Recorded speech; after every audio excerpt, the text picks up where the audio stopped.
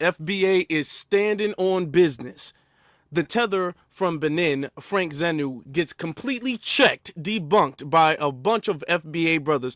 All of these lies that he's been telling about black people, specifically foundational black American degeneracy, is going to get thoroughly squashed. The price of freedom is death. We're coming to get our check. Welcome, my brothers and my sisters. I'm your brother Afro Lead. We got something to talk about, all right? I'm glad that you all are here with us this evening because we got to get through this. We got to squash this, all right? We got tethers who are operatives, tethers who are being paid to sow seeds of division and dissension against our lineage, our ethnic group, okay? And by them doing that, they mess up what we're trying to do for the future. They mess up reparations. I want it to be understood that when we get these tethers checked, when we fact check this stuff, we're doing this for a reason. Why are we doing this for a reason? You have to think because the dominant society, the opposition, the oppressors are doing this for a reason, all right? They're all doing this for a reason. These tethers are not just hating to hate. Some of them are. Some of them really do hate. It is a lot of jealousy. Don't get me wrong. It is a lot of jealousy. But these people mainly, especially the ones you see just mysteriously kind of just pop out of nowhere. Let's think about this. Who knew about this guy 2 years ago? Who knew about this guy 1 year ago? Now, all of a sudden, he has a pretty decent sized profile, just kind of out the blue. Interesting, right? Now, for us here, it takes us years to build this program. It takes us years to put time in, money in, all of this stuff. But notice how when you speak against foundational black Americans, when you speak on behalf of white supremacy, notice how instantly their profiles blow up overnight. It's not like they were known before. It's not like they were recognized or figures before or anything like that, or even really had a viral moment like that or an organic viral moment. Just blew up. Now he's all over the place. But what if I told you he's been set up and planted in the community? And these are the tethers that commit the biggest sins. These are the people who commit the biggest problems, because these will be the people who get in front of a task force, get in front of a commission, get in front of a reporter and say, well, you know what? As a black person, we wouldn't even know what to do with reparations. I don't even want no reparations. I don't even think we deserve any reparations. We deserve to give you reparations. All right. Let me play this clip, okay? Just so you can understand that these people are being sent. These people are being incentivized. These people are being funded and paid to do what they do, all right? We still have to deal with COINTELPRO, brothers and sisters. That's not gone away. That's not nothing old. That's just something that they hide a lot better now. And they do it through social media. A lot of modern day COINTELPRO tactics are through social media. So when you see somebody just kind of pop up out of nowhere, you haven't really, nobody really seen him in real life or anything like that, and they're disparaging the movement, disparaging the lineage, and their talking points seem like a regurgitated white supremacist. COINTELPRO, all right? Or at least they're inspiring to be. They're an operative. They're an agent, whether they're doing it for the sake of chaos or whether they're doing it because they're getting paid. Either one is bad.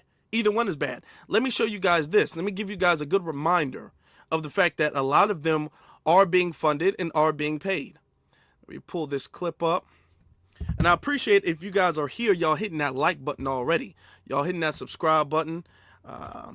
And the notification bell. Oh, that's not the right one. I was trying to spell reparations and tether at the same time. All over the place. Remember this clip? It's a certain point in this clip that I want you guys to think about. Hold on. Maybe it wouldn't, we didn't qualify for the American reparations. Well, here's the challenge. There are so many difficulties with trying to enact reparations, in part because the question is who gets them. Potentially, I could fall into that category. I honestly have called a pipe dream in the past, and I think that's what it is. Well, it would be nice if there was an elegant, simple solution to all sorts of complicated problems. You're not actually talking about how to fix those problems if you're only talking about reparations, if we're only debating how we're going to parcel parcel out responsibility for something that happened more than a century ago. And we're probably never going to do this. It's not clear to me why we're pursuing this thing. Is it fair that there's no reparations, no restitution, nothing? Should the Irish get reparations, by the way? Irish need not apply signs when they came here during the Progressive era. I mean, how far do we want to take this down? Are we acknowledging that there are ugly spots in history? Because 60% of the world would be entitled to slave reparations if you wanted to play that game. Well, here's a fact. Slavery ended 154 years ago. It's been a long, long time since we had slavery in this country. And you have people like my family. I'm black, but my family came to the United States in 1962. My parents are from Costa Rica. Do I get a check? Now, this one right here is the one I want you to pay the closest attention to. This one right here, all of the other ones are important, but this one is the main important one. Did a couple of essay contests that I actually won. And I won like NAACP AXO award for this essay and something else. I can't remember another, like I ended up winning money.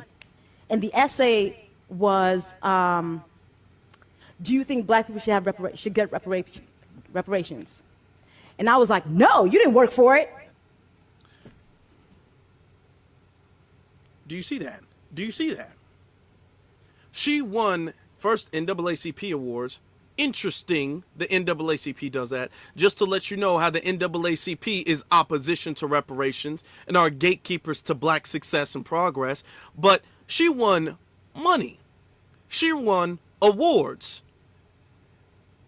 It's not a coincidence at all that these people who are against reparations, against foundational black Americans, against any sort of black progress, against our lineage in every way they can be, get so many accolades and so many awards. Now I want to circle that back. That was the main clip I wanted to show you guys. The main clip. Now when we talk about this tether that's just kind of popped up all of a sudden, this information has been sent to me. Look at, he's gotten a bunch of awards spanning from 2005. He's got awards after awards after awards. He's being funded. Who is behind him?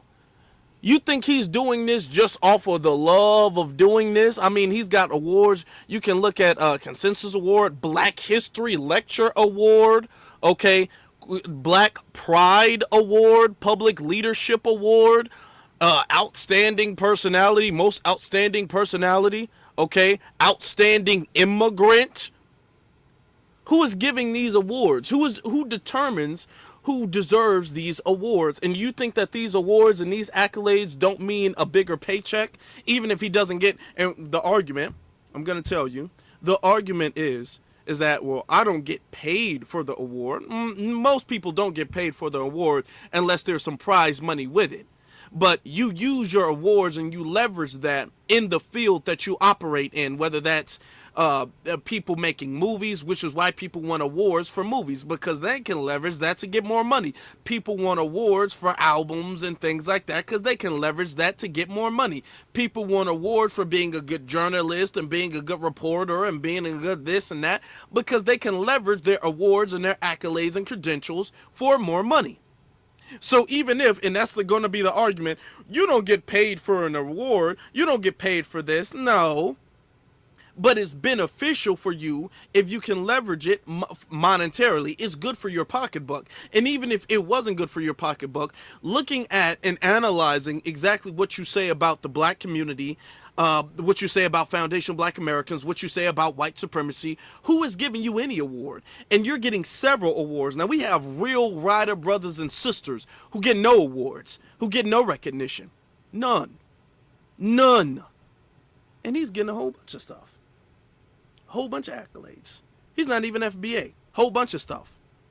This is why we got to shut this down, because these people are planted. I fully believe that.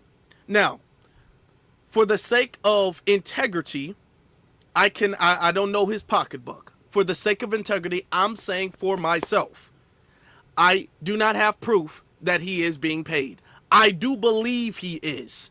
I'm not going to say, just for the sake of integrity, that he is being paid. I highly suspect that he does have funding. I do know for a fact, though, he is being given awards by people who are not FBA. Okay, I do. That is a fact. That's a Googleable fact. All right. So let's be honest. I do know that. Now, is he being paid as a CIA operative for COINTELPRO? I can't prove it. I believe it, but I can't prove it. That's what I'm gonna say for integrity, because I don't want nobody being all like, "Well, you said he." Nah, stop. Shut up. Now, I'm gonna play, because we were talking about the podcast. We're gonna talk about the podcast, but I'm gonna play something before the podcast that I find very, very disrespectful and disturbing. All right, especially now that we're trying to get reparations and we're delineating and doing everything we have to do to achieve that. So going to this clip. All right, everything fair use, fair use. That's right, in the chat room, allegedly getting paid. I have done it for the last 8 years. No one can name any. There is no stigma. There is no taboo. If you sell dope, broad daylight, in your own neighborhood, and we know you, even if you get gunned down, we build a statue for you. Okay. And that's another narrative that a lot of the tethers like to use, that we love these drug dealers and these criminals and we have a statue. Where is one statue? One statue in foundational Black American community and the FBA community all around the country that we hold up and we pedestalize anybody who was negative in any way? Not a drug dealer, not somebody who, not a murderer, not a sexual assaulter, nobody. There's not a single statue that we have put up, that we even allowed to be put up, a mural or anything, of somebody who was detrimental to the community. Not one. However, white people do. They do. They still have statues and murals and streets and towns and ships and all of that stuff named after Confederate generals, named after slave owners, named after hardcore races. They still do. All over the country. We're the only people who don't, and we refuse to. We're the only reason why this is still not all over like it used to be, because we're the ones saying it needs to be taken down. They're the ones waving flags of traitors in the Confederacy. That's what them doing. He's not going to say that, though. I mean, he wouldn't upset his paymasters.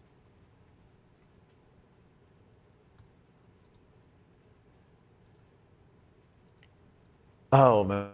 And that, if you kill and go to jail and come out, we throw a cookout for you. And you go to the church. The next thing you know, he's a deacon.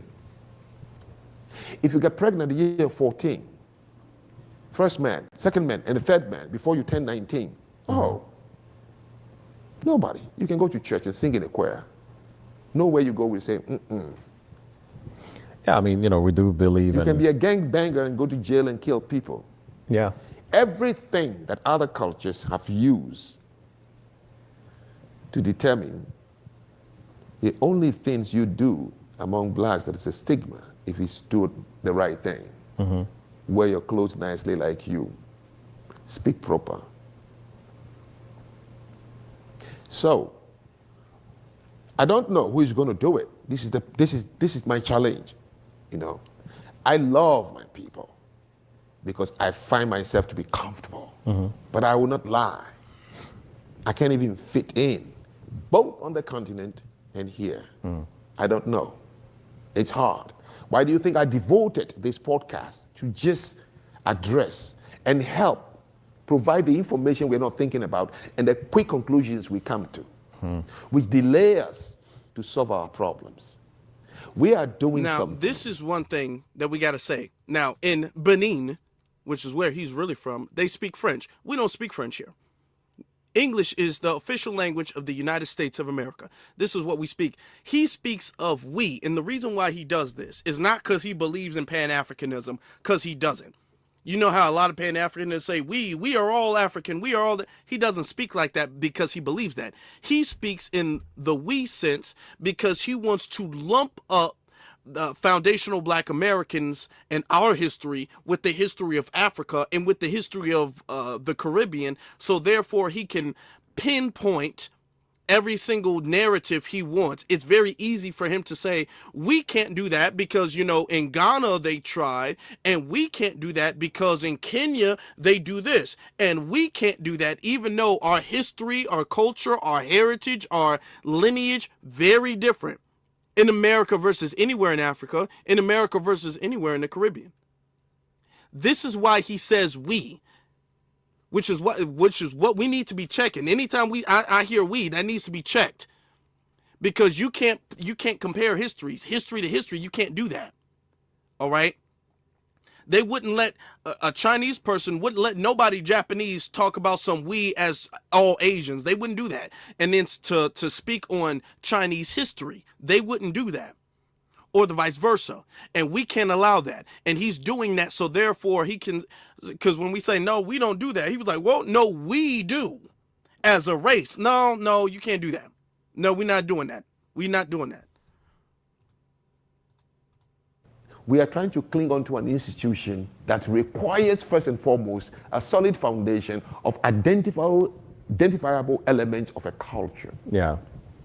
So, I mean, you know, the way you talk about it, it's like, you know, the lack of culture is the source of every issues that we're seeing. That's true. Pretty much. Yes. We've kind of belittled it because we think, oh, but look around. Do you know why people create communities in America? Even in Bridgeport here, the Greeks have a community on Park Avenue. Right. It has its own community center, daycare, children's primary. The Jews have a community on Park Avenue going towards Sacred Heart. You can know when you get into the Jewish community. You can tell it. East end of Bridgeport, even the Spanish or the Latinos have their own community. We only live in neighborhoods. The 50 states of the United States of America, not a single one has a Black community. It has Black neighborhoods. Why? Simple. A community is created based on the foundation of a culture. Okay. Well, what do you say to people who says, well, you know, we've tried to start or build communities in the past, but they were unfortunately attacked, burned down, destroyed. Tulsa? That's one of them. There are other things they've tried to do, you know. Please, we are the masters. We hold PhD in creating boogeymen to explain it. And before he gets into that, let me just make this thing, because this is something that is being said, you know, Black people don't have a Black community. Black people have Black neighborhoods. Okay, listen. I know that's been a thing to say. I'm going to get this off the screen for a second, because he's going to go into something else. And I want you guys to feel me on this. And hit that like button, first off, and then leave a thumbs up after I say this if you agree. We do have a community. And we need to establish that we do. All of this, we don't have a community. We just have neighborhoods. Who else has community then? We have a community. You mean to tell me Hispanics got a community, but we don't? What makes their neighborhood a community versus our neighborhood not a community? I don't like to, because that's like devaluing our culture and devaluing our morals and traditions. We have traditions all around this country, whether that's in the South, whether that's in the Midwest, the West, the East, all over the place, okay? We got a whole bunch of Black communities. Are the Black communities disenfranchised? Yes. That doesn't make them not a Black community. I really don't like when people, well, you know, we don't have a Black community. Why not? Well, who has a community in this country? Well, they will say, well, a community is someplace with a lot of businesses and its own economy flowing. Well, we have that to a degree in certain places. To a degree in certain places, you can go to Atlanta. You can go to places in New York. You can go to places in Chicago, LA, and you'll see a whole bunch of Black businesses. Do we have the equivalent of a complete Black city like Tulsa, Oklahoma? Not yet. Not yet. But hell, do Asians? Because Asians have Chinatown, and Chinatown is like, what, 2-3 blocks, really? And we gas that up. Oh, we gas up Chinatown as if, oh my God, look at their community. Their community is just so together and righteous, and they work together so well. They got a couple blocks. I mean, and I ain't hating. Cool for them. But that's not no city. That's not nothing you can't find in America. And even if they're not all concentrated in one single population, that doesn't mean that we don't have a community. And then not only do we have multiple different communities in this country all together internationally, we have a community. We are a community of people. You have to understand, a lot of foundational Black Americans have traveled around. You know, there was some who was in the South who went to the North, some who was in the North went to the South, some stayed in the North, some stayed in the South, some went to the East. So we got a bunch of people, and we're all still interconnected. We all still travel back and forth and all that, and support each other's businesses and programs and things of the sort there. So it's not like, and this is why we can't let immigrants and foreigners speak on our business, because we're not all populated in one small area. We're not all in one single city like them. They're in one single city in a few blocks. So yeah, all of their businesses are going to be in one town. That's because 80% of the population that they have in the whole country lives right there. That's why. Okay. We got, some reports saying 40, some reports saying 50 million FBAs that live in the country, all throughout the country. Okay, a lot in the South, a lot in the Midwest, a lot in the North, the West, and then the East, and all of that. So yeah, we're gonna be more dispersed. That doesn't make us less a community. And when you're saying we're less of a community, you're trying to imply that it's a cultural issue, or it's an issue based off of values and priorities and morality. You can't compare us to immigrants. You don't have, if anything, I'm going to say this, and I want you to put the 100 emoji if y'all agree with me. Y'all don't have a community if you had to flee. If you had to flee, I'm going to say it. If you had to flee your own country, abandon your nation, abandon the language, abandon all of that, and then have to come here and seek refuge in the nation that somebody else built and provide for you, you don't get to talk about no community. Your community is back home. I'm gonna just put it like that. Your community is back home. Don't say nothing about, we the only people with a community. As far as I'm concerned. That's the only people with a community that I recognize, because we the only people who ain't sitting up there fleeing and trying to eat off of somebody else's work and eat off of somebody else's history and labor. We're the only people who don't do that. Y'all all eating off of somebody else's sacrifice. So I don't, y'all like got a sub community at best, as far as I'm concerned. Your community is back home. This is our home. So I'm not trying to hear nothing. I'm really not. Man, hell no. But he's going to get to another point. And I want to get to this point, because this is the disrespectful. Even though what he said before was disrespectful, this is the really disrespectful part right here. All right? Every failure. I don't think it's a matter of creating. No, I'll explain something to you. Mm-hmm. Even abstract things have been repeated in a lab. Mm-hmm. Okay, experiments. So now he brought up Tulsa, Oklahoma, and how we had a black community with Tulsa, Oklahoma, and then this is what he has to say in response. Years ago, you tried to build one community somewhere, it was burned down. Why has it not been repeated? Okay, and he keeps saying you tried to build one community somewhere and it was burned down. Why hasn't it been repeated? It was not one community. We talk about Tulsa, Oklahoma, because that was the biggest incident. That was the worst of the destruction of Black Wall Streets. But we had multiple Black Wall Streets all around the country, and they were destroyed or they were ran through and systemically sabotaged. All right. Now, mind you, I just want you to remember he says this, because when he gets on the podcast with the FBA brothers, he's not going to keep that energy.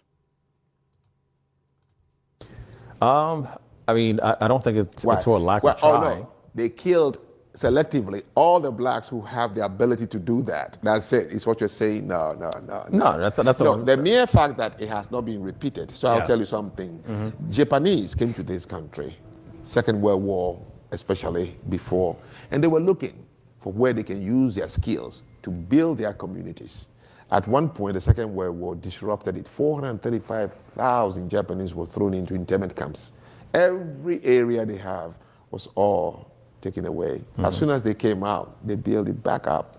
The Jews in this country, until 1977, a black man bought a home in Westport before a Jew could buy.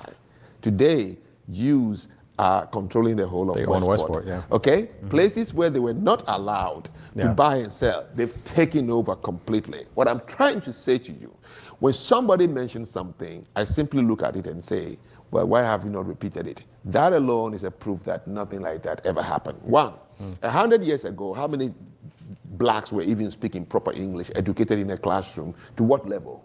Zero. Few blacks were even in politics. Talk alone about. So when they said they had their own banks, using what industry was generating? Well, you know about banking. What industry did black hold that would generate the currency that allowed them only to be putting money in their banks? It's not true at all. It's made up. What is made up? Because if they were able to do something like that in Tulsa, Oklahoma, now that they have even more freedom, they will repeat it. Oh, so you don't think Tulsa was real? No. It's a bogus story. Really? Yes. Y'all hear that? He's saying that Tulsa, Oklahoma, and the bombing of Black Wall Street was fake. This was not a real community. This was fake. It was staged. And we were lied to about the whole thing. And I want you to understand that this dude gets awards for quote-unquote journalism and speaking at lectures. They're still bringing they're still digging up bodies in Tulsa, Oklahoma. Do you understand that? Digging up bodies in Tulsa, Oklahoma because of the massacre that happened over 100 years ago today. And he's going to say, well, because he can't refute the fact that white people burned it down and sabotaged it, because his whole tether argument is that we can't do it because we just don't have the brain power and the capacity to do it. So then when this dude, which he didn't push back against, I don't know why he's acting starstruck or confused or scared or something like that. But the fact that he's going to sit up there and say Tulsa, Oklahoma didn't exist. What type of journalist is that? That's somebody who's not no real journalist. He doesn't even believe that. And I want you to understand, he's not going to keep that energy against somebody who's going to push back against it. He won't keep that energy. He's doing that because it refutes his point that black people can't build anything. He's looking at the effect of what we are today and saying, well, this is what we are, and let's ignore all of the systemic racism and all of the history and all of the modern day sabotaging, and let's look at the result of what we have. And he's saying we a lot, and he's not one of us. He's looking at the result of what foundational black Americans have, and then saying, because of that, we can never do it. And then when we say, actually, we have done it multiple times, then he's all like, well, that didn't exist. Okay, if it didn't exist, if because it was destroyed means it doesn't exist, or if it didn't get rebuilt means it never existed, would you say that about the Romans? Would you say the Roman Empire never existed? Because when Rome was destroyed, it was never rebuilt. Would you say that about ancient empires that were destroyed? Because pretty much all of them were. There's really no long-lasting ancient empire that's not been destroyed. So all of them were destroyed. Were they? Did they never exist? Follow me, y'all. The Twin Towers, 9/11. Did 9/11 not happen? Did 9/11 not happen? Because they didn't rebuild the Twin Towers with that logic. With the logic of, well, if you didn't rebuild it, it didn't happen. 9/11 didn't happen. Even though there was people who saw it, people who lost their life, people who were there. We just buried our ancestor Viola Fletcher not even a month ago, even though there were people who survived it, it didn't happen because it wasn't rebuilt. So 9/11, now he wouldn't say that because that would piss off white folk. So he would never say such a thing. He would never say 9/11 didn't happen. He would never say Pearl Harbor didn't happen. He would never say a historic, horrific event didn't happen to America that damaged America if it affected white people, but he would say that about Tulsa, Oklahoma. And these are the people that they give awards to. This is why we got to shut this down. This is why the delineation movement is so important, y'all. This is why. This is why the delineation movement is so important. This is why we got to keep doing what we're doing. Now, I want to get to, because there's so much in this thing, I had to make sure I had to make sure I kind of had like a timestamp of it. And I want to, hold on for a second. Hold on, y'all. Because I want to speed this one, because this one's going to be a little bit longer. So I'm moving this one, right? Okay, hold on. We're going to get to this one now. We're going to get to this one, because there's a lot we got to talk about. And I want you to understand that energy where he's laughing and mocking Tulsa, Oklahoma, his ass is not going to keep that energy here. He is not going to keep that energy here. Can y'all do me a solid, though, before we get started? Can y'all make sure y'all hit that like button? Can y'all please do that for me? I greatly appreciate that. I greatly appreciate that. So please do that. Now let's go. Where they talk about culture. That's what they're going to talk about. And seeing people that we're taking from that place now. So I can look at the two and be able to spell out the similarities and what the root cause of some of the problems are. The first topic I want to get into is, how do you define culture? And under your definition, do Black Americans have a unique culture? Let me start here with Frank. Well, I'm glad you used the word unique culture. So yes, I'm sure you all saw the episode, that got everybody on my case, except this gentleman who was the only one brave enough to say, well, look, before I cut him into pieces, let me give him a chance to come into the studio and explain, to the audience. Yeah. So it's interesting. People say, oh, you're from Benin. And I'll say, yes. And they say, what's Benin culture like? And then I freeze, because there's nothing like a Benin culture. Or if you're from Ghana, or if you're from Nigeria, Sierra Leone, Liberia, there is no such thing. But if you say, oh, you're Yoruba, I said, yes. What is Yoruba culture like? Then he or she is able to start to talk about it. So there are similarities which I'm going to really explain, and you can see it. So I'm first going to ask. He's been on my show. He's seen my. I do not put together that show, which I fund from my own pocket because I just want to say things to make people angry. No, it's because I really care. And sometimes I get frustrated about what I have seen from the continent where I come from and what I see here about my great-great-great-grandfathers, uncles, sisters who were taken away. So African Americans would say, well, you're not one uncle. Yes, I know, but I'm walking past my cousin, my nieces every day. So what is in my head is what is in their head. And what I'm explaining is something that they must listen to when I say there is no such thing as African American culture. No, see? Now, notice, now he's trying to create some type of connection. Oh, my great-great-great-great-grandfather was taken.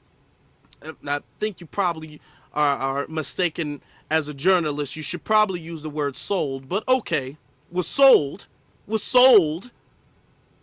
and it probably wasn't even your family.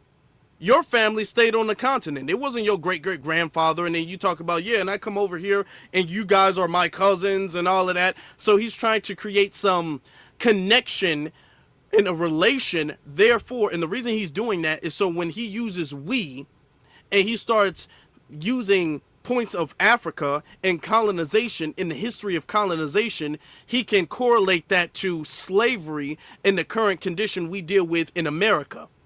And he can fuse those things together at his own convenience. That's why he's trying to create this false connection. All right? Like, what do you mean? But culture for me is not dance, food, clothing. Those are not cultures. Culture is a worldview. The worldview is what drives people. Their relationship to wealth, to money, to community, to marriage, to family. It's the worldview they have. That's the foundation of a culture. And number two, there is no possibility for you to have a culture without having a language. So if you... Okay. I'm going to let that play, but that's very incorrect.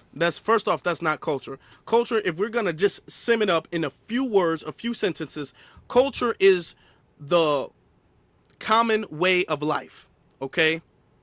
It is the common practice and way of life that is either practiced or agreed upon by a certain group of people. It's a social construct of a way of life, and that way is tradition, that way is clothing, language. All of these things are combined together to make a certain group of people's way of life. And we do have a culture, everybody does. We have a unique culture, all right? And then he goes to say, well, culture is based off of language. That's incorrect. But I'm gonna let him go ahead and do that. See, they don't want me on there. They wouldn't want me on there, but okay, all right, I'm here. Read most of the books written by brilliant African Americans. The first thing you see, the headline is, the traumatic thing about slavery is not merely changing your environment. The traumatic thing about slavery is not merely asking you to work long hours. The Russians had hard labor camps in Siberia. Many countries, Japanese had it, where people work and they die. The traumatic thing about slavery is one thing only, which everyone has written about. They took our language away. They took our culture away. They took our history and religion away. That is a traumatic thing about being a slave. Now, if they took those things away, how and when were they recovered? So I met a gentleman. I was attending a conference in Singapore, and I met this gentleman who was a Korean sociologist. So we started talking during coffee, and I said, oh, I lived in Korea for 2 years when I was reporting. I said, oh, wow. And then we started talking. I don't remember how the conversation came about when he asked me. He said, so your country was colonized? I said, yes, and my country, his country, Korea, was colonized by the Japanese for 49 years. And he said, what did you guys, meaning referring to people in Benin, what did you lose as a result of colonization? And I froze and I said, whoa, nobody has ever asked me that question. So I said, Prof, you tell me, and that will give me some idea. And he said, no, we're Koreans, we're colonized by the Japanese. So when they left, all we lost was time. We just went back being Koreans. And from that day, I could tell clearly, what did we lose as a result of colonization in Africa? What did you lose as a result of slavery? If you don't fix that which you lost, you're not going to make any way forward. So in Africa, the countries that exist today were never there. They forced a group of tribes that have their own distinct cultures to become a country. So they've lost their distinct cultures, trying to have a culture as a collective, which is never going to happen. So for me, first and foremost, when I talk about culture, I'm talking about a worldview, meaning the collective have to drive anything. You ask anybody, in 1884, it was the Irish journalist who finally found a word to describe the English man, which he called the manifest destiny. That exceptionalism of the Englishmen, now you call them Americans. The American exceptionalism is the American culture, that they believe that God put them on this earth to colonize and civilize others. And that's what drives them to go out there and try to give freedom and fight for freedom and do all the things they do. Now, good or bad, I'm not giving any value. You ask the Japanese, who will tell you their worldview. So their dance and food, and no, those are not. I came from a place where, as a young boy, I was given a worldview, and it guided me everywhere I went.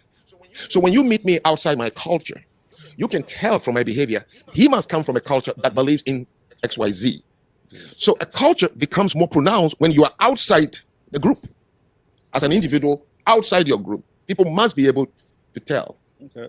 Dave, what is your rebuttal to that? Now, before we get into stuff, all right, let me debunk this, all right, because I'm gonna play a little bit of him because I do want to skip forward. Let me thoroughly get ahead of this, debunk this, all right. Even if we go with that definition, and that is not what the definition of culture is, okay, because then you have cultures and then you have subcultures. Culture is not a worldview.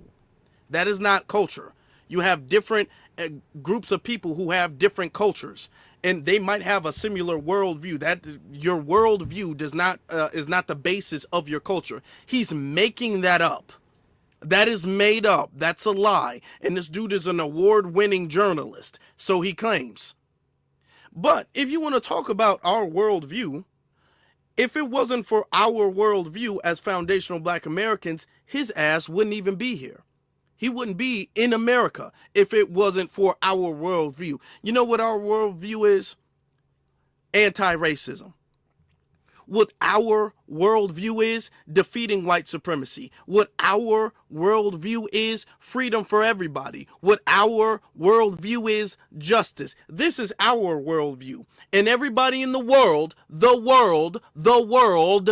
has benefited from our worldview, because we've been fighting for everybody's rights, first off here, and we've been fighting for everybody's behalf overseas. So it's our worldview. Really, over there, you talk about a worldview besides the dominant society, the Europeans, who you can't really even say have a collective worldview, because if that was the case, they didn't have a worldview before the Moors came over there. They didn't have a worldview. They were degenerate. What is their worldview in America today? They don't have a worldview. We still have a worldview, and that's not what culture is. That's not what culture is. Notice he says, you can tell me I was a young boy and I was raised in a certain thing. Notice he didn't tell what the Benin worldview is. He didn't say that. What is the Benin worldview? What is the worldview of your tribe? Because then you have to ask, once you scrutinize that, how many of your population have to agree with this worldview in order for this to be the worldview of your culture? Does 100% of your population have to agree? Because 100% of Americans or Europeans don't agree on everything. 100% of any tribe or any group of people, any ethnicity, don't agree on everything. You see how easily that stuff gets chopped down? Chopped down. It's over with. It's getting fact-checked. He doesn't have a worldview. He's a runner. He's a fleer. He's a track star. Track stars don't have a worldview. You don't believe in anything. You don't stand by anything. You're really lost in this world. You're scavengers. Truth be told, they're scavengers. They're squatters. What worldview is that? Notice he didn't specify what his worldview and his upbringing was. Being a scavenger, being a tether, being a fleer, being a bum. I mean, I guess. If he would have said that, I would have respected that. But he didn't say that.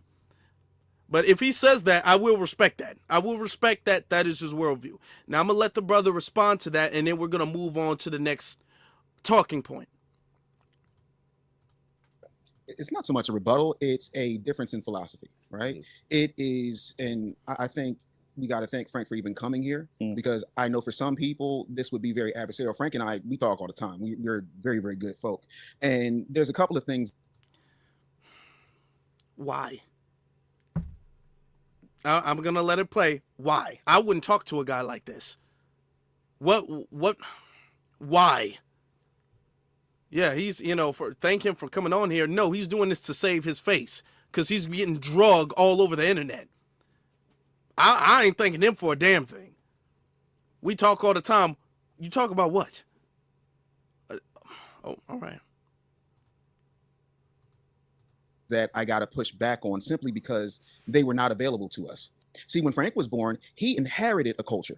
We had to make one with what we had. Some of us, if I were to swab any one of you, you would find some Nigerian, you would find some Ghanaian. Like, we had to hodgepodge, not to mention out of all of the places that Black people were forced into when we were slaves, 3% came to what we now consider the United States of America. And then we were bred over time. We were buck broken over time. They would take our women and grape them out of respect for your channel. You know what I'm saying? Drop the G. And then on top of that, they had a split breast system.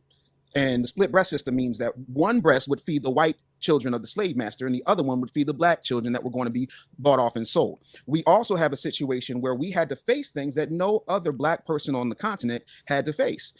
Taking our children and feeding them to alligators, lynching, Jim Crow, all of those things. And when you look at it, whether we choose to acknowledge it or not, the pulse of America runs through foundational Black Americans. Who was the first person to die in the Revolutionary War?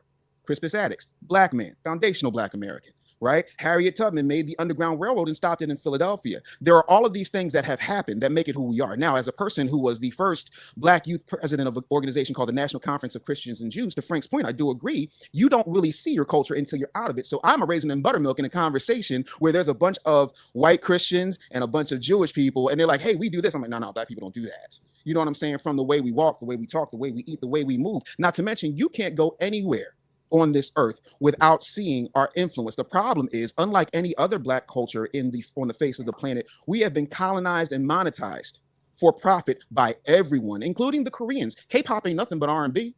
Let's call it what it is. And it's R&B under duress, because if you look at what happened with Megan Thee Stallion when she was dealing with those K-pop girls, she was like, oh, it's serious up in here. Because if they miss a step, they get what Joe Jackson gave Mike and them, but worse. There are all of these things that take place that no one wants to talk about. So no, we don't have a language because we weren't allowed to speak our language under penalty of death. When you talk about you can't come to the cookout and things of that nature, people forget picnic is an abbreviated slang term, which means you get to picnic to lynch. Postcards came from pictures that they used to take the back of and mail for people who couldn't see the lynching that they had. All of these things we survived. And the funny thing is, everyone's coming over here and benefiting from the fact that we put out the 13th, 14th, and 15th Amendment. All of those things that started as the Black liberation movement, but then got shoehorned into civil rights because everybody wants to come off of our pain. It's still a part of who we are. American culture is Black culture. The problem is, not only did we have to create it, but everybody else got to monetize it. We don't own major forms of media. So the message that goes out to the world about foundational Black Americans is very lopsided. It's very negative. Even Frank said to Nancy, he said, well, what is y'all culture? Twerking? Negating the fact that twerking started in Africa. Mating rituals, things of that nature, tying of the hip, stop me when I go wrong. All of these things get put out as if that's who we are. And it's a very limited, very narrow-minded, very sore and very disingenuous snapshot of who we are, because we get put into killers, baby mamas, this and that and the other. And then when you look at how the media is weaponized, right? They'll take people throughout the diaspora and then put them on platforms and then bring them here. I'll give you an example. There's a show on. Now, before he goes on, because we do got some other points we're going to address. That is correct. And let me add on. Let me add on to the whole thing about language. First off, you do not need your own unique language to have a culture. You don't need that. There's a lot of cultures. Do you know what Hispanic means? Hispanic means a Spanish-speaking country. There are several countries that speak Spanish as their primary language. These countries have their own culture. Even though they speak the same language, you don't have to have your own individual language to have a culture. We speak English. English is a language. So you can't say, well, we don't have our own indigenous, unique language that is exclusive to ourselves, therefore you have no culture. Because if that's the case, then all of the English-speaking Europeans, they don't have a culture. You see how that logic doesn't add up. Anybody who shares the same language doesn't have a culture. In Benin, they speak French. Apparently, y'all don't have a culture. With that logic doesn't make sense. On top of the fact that we really actually have our own version of English. And we have been the people who've monetized our version of English, or we haven't done it. Our version of English has been monetized, okay? And platformed and popularized. And English as the language in America updates with us as foundational Black Americans. When we say things, who do you think came up with bro? You think white people came up with the word bro, sis? You think they came up with those terms? You think they came up with what's up? You think they came up with tripping? You think they came up with cap? You think they came up with homie or homeboy or homegirl? You think they came up with that? Do you honestly think that that Caucasians came up with any of that? Huh? Do you think they did? Come on, English updates with us. And this is English on top of the fact that we actually do have our own unique language that is exclusive to our community, that is exclusive to our culture, and that's Tutnese, all right? We have that, and no other community knows how to speak that language because we've gatekept that. We've gatekept that so much, we got FBAs who are trying to find a way to learn that because it's been gatekept so long. So we actually do, if you're going to say that, we do have our own language. People in the chat room, yeah, what's cracking, or dope, or this is fire, all of these things. This is our culture. Something is decent, okay? Something is, if you calling somebody a lame or a goofy or another insult, all right? This is our culture. English has updated through us. America, they don't even speak the old King's English and what they call proper English. America White Americans don't speak proper English. They don't even teach proper English. Do you know the word the, T-H-E? It used to be pronounced as they or thy, they and thy. You know how, if you guys have watched the Marvel movies and you see the character Thor, that's how English used to be spoken. It used to be spoken like that. Americans don't speak English like Thor. They don't speak it like that. So they don't even speak the old proper English. So when people talk about you're not speaking proper English, well, where does your definition of proper English? Because technically nobody speaks proper English. And even if you want to go with the way Thor speaks in the Marvel comic books and movies, you go to UK, the UK people don't speak like that. Nobody speaks like that today in 2025. So technically, nobody speaks proper English. But if nobody speaks proper English, then everybody speaks proper English. Because if everybody's speaking an improper version of English, then it's the new proper version. Language evolves and adapts and changes based off the time and environment and other cultures adding things to it, okay? If you're a linguist, now this dude is a journalist, a very degreed and propped up journalist with all of these accolades and awards and credentials, and he doesn't know that? He doesn't know that. So language has evolved. The English language has evolved through us as foundational Black Americans. We're the drivers of really the new English. And people call things like Ebonics and AAVE, if you want to use that. Even though we're still ahead of the curve, everybody else follows that curve. Everybody else follows our slang and our Ebonics and things like that. People follow those things. Everything we do, people have followed. We are the spear. We're at the tip of the spear of the English language. But people don't give us credit for that. People don't give us credit for that. All right? But I want us to understand and pat ourselves on the back for that, because we just do it so naturally. And what the brother said is true. When you're in your culture so much, you almost don't recognize it as your culture. You just kind of recognize it as normal. And this is something as foundational Black Americans, we got to really take a step back and look at it from a third person point of view so we can really appreciate our culture. Because we're seeing it as normal. Oh, well, this is just how normally we talk. We don't understand we're ahead of everybody else. You're so used to being around your brothers and sisters and your FBA family, you don't know that we all ahead of everybody else. Everybody else is trying to catch up to us. We thinking we normal. We're not normal. We're advanced. And it's just so natural to us. We think it's normal. We got to understand how advanced we actually are. So I just got to say that before we move on. Because we could be here, yeah, talking about bread and dough and all of these things as terms of money, okay? You know, all of these, we are the generators of the newer English. English is really our language. If we gonna keep it a buck, and see, keep it a buck. Keep it a buck. White people didn't come up with that. Keep it 100. White people didn't come up with that. Keep it a stack. Keep it real. White people didn't come up with that. We came up with that.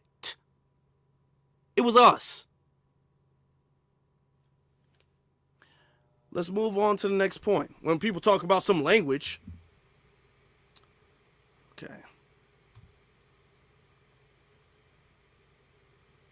Hold on. Where is that? Okay. Now, if you guys want to listen to it, the whole thing, because I'm going to be skipping ahead. If you guys want to listen to the whole thing, you guys can go to the Daily Wrap-Up Crew's channel. Shout out to them for this. Go to their channel, and then you can listen to it there. All right. Hold on.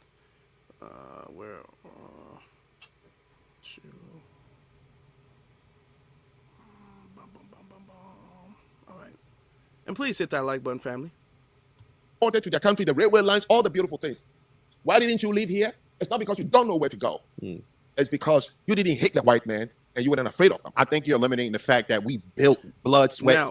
Now in this, I'm fast forwarding a little bit. I'm gonna take it back. right? But he's talking about why didn't black people, foundational black Americans, go quote unquote back to Africa, which is what he's gonna say. Forced, okay? But it came to an end. For Ghana, 1957. Why didn't they go back to become the individual tribe they were? Was anybody there telling them you can't? No. Do you know why they stayed as a country? What? They were attracted by the gleam the colonial left behind. The roads, the hospitals, the schools, the post office, the fire department, the buses with air conditioning from London imported to their country, the railway lines, all the beautiful things. Why didn't you live here? It's not because you don't know where to go. It's because you didn't hate the white man and you weren't afraid of him. I think you're eliminating the fact that we built blood, sweat, tears, deaths, so much. We are the biggest innovators. We built America. Why give up everything we built? America wouldn't exist off the pains and struggles off of black Americans. You don't just give that up.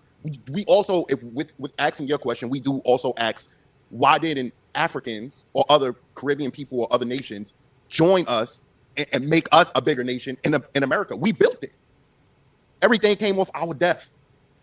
And every time we created something big, it was destroyed, burned down. Like where? What are you talking about? Oh, wait. I got this one. Don't worry. Now, hold on. Before he gets to it, because Dave is about to cook. He's about to cook. And I want you to remember what he said before when he said that Tulsa, Oklahoma didn't exist. And that was a fantasy. It was made up. And I want you to see how he does not keep the same energy when he's in front of Dave. Now, Dave is about to bring some stuff up, and he's not going to keep that same energy. But let me get to the other point about, quote unquote, going back to Africa. We built this country. We are this country. We are America. Okay? There would not be an America if it wasn't for Crispus Attucks and us winning the Revolutionary War, us winning the Civil War, us winning World War I and II and all of these other places, and serving America and serving the government and building the wealth, all of the inventions. And we talk about all of the patents we have. We don't even want to talk about. I don't even know if we can ever really calculate how much credit we really deserve, because we talk about all of the patents, the thousands and thousands of patents, but then you have to think that was during a time where black people weren't allowed to really get patents like that. And they were restricting black people from getting patents. So all of the patents that we know of, as far as, the light bulb, and it was really Lewis Latimer who built the light bulb. They give it to Thomas Edison, even though Thomas Edison actually didn't build the light. If you know about Thomas Edison, and let me talk about Thomas Edison for a fact, because I don't like the fact that they keep shading my brother Lewis Latimer for the light bulb. I don't like that. Thomas Edison, he was a rich man who used to invite a lot of inventors together, and he would just give patents. He would just take the invention, he would put them together, they would create an invention, and he would patent other people's inventions. Google Thomas Edison. Google that. People argue he was a scientist like that. Not really. He was known for making patents off of other people's inventions. Google it. If I'm wrong, prove me wrong. Prove me wrong. He was known for that. And he wanted to do something because there was this other, I think it was some country in Europe or something like that, and they were trying to create some invention that was like the lantern at the time. Because at the time, they were just using lanterns and candles to light things. And they were trying to create something. So it was this race to create like a light bulb thing.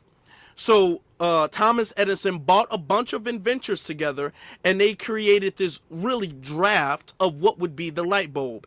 It didn't work because the light bulb would burn out very quickly, and it was unsustainable. It was less efficient than a lantern was.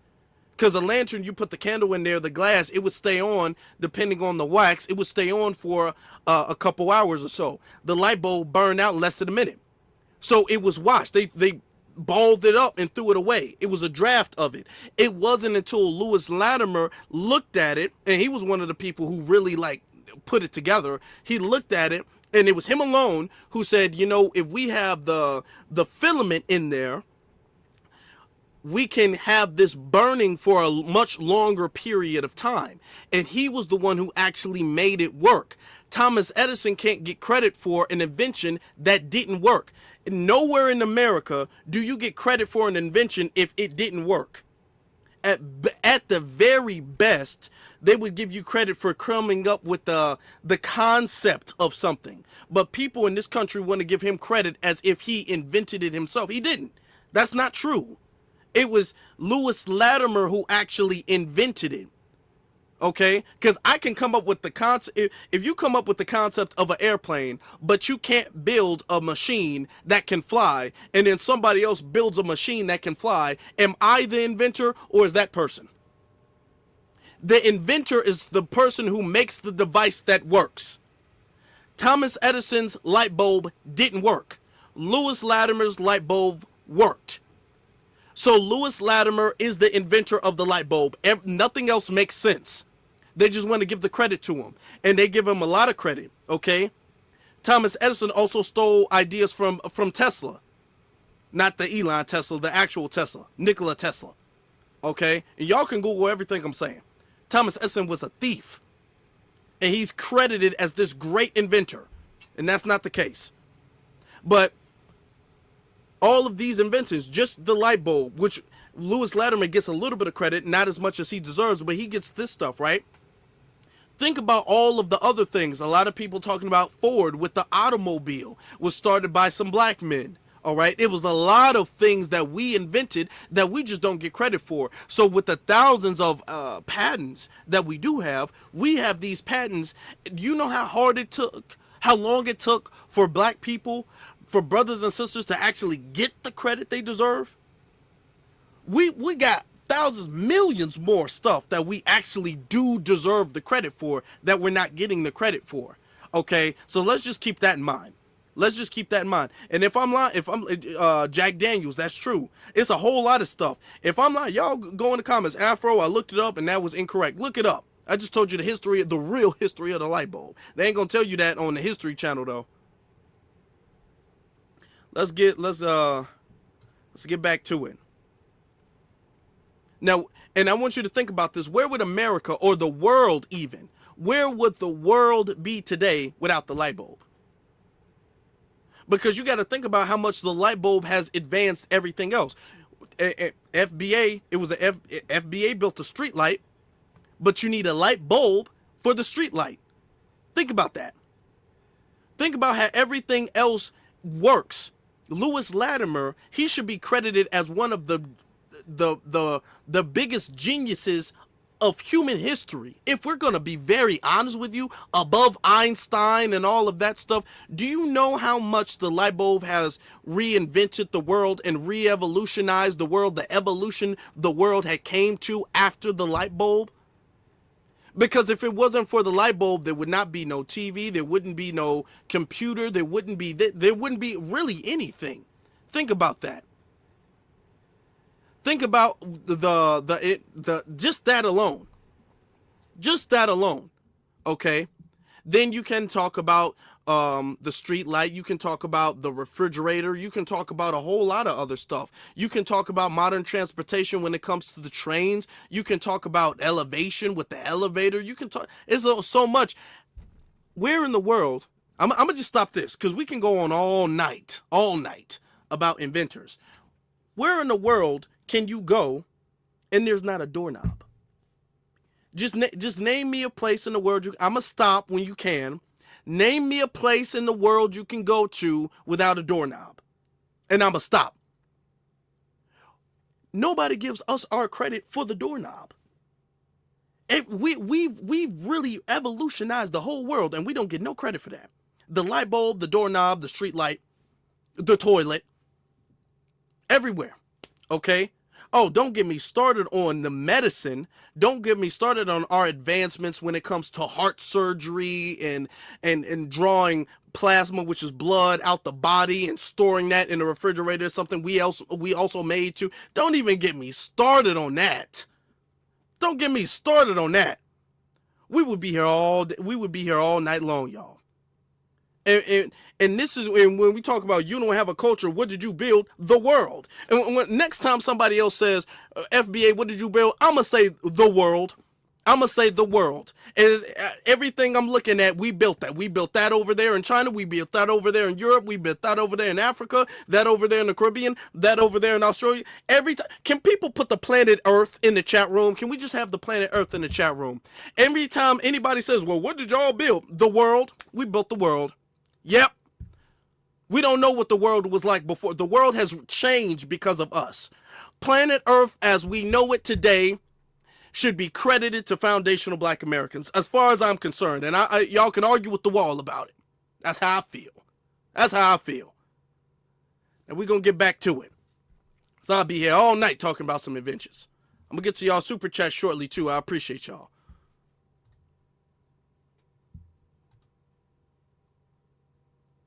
Carolina, Eatonville. Now I'm gonna take it back just so you guys get a reminder. He was bringing up Tulsa, Oklahoma. Okay, but it came to an end for Ghana, 1957. Why didn't they go back to become the individual tribe they were? Was anybody there telling them you can't? You don't just give that up.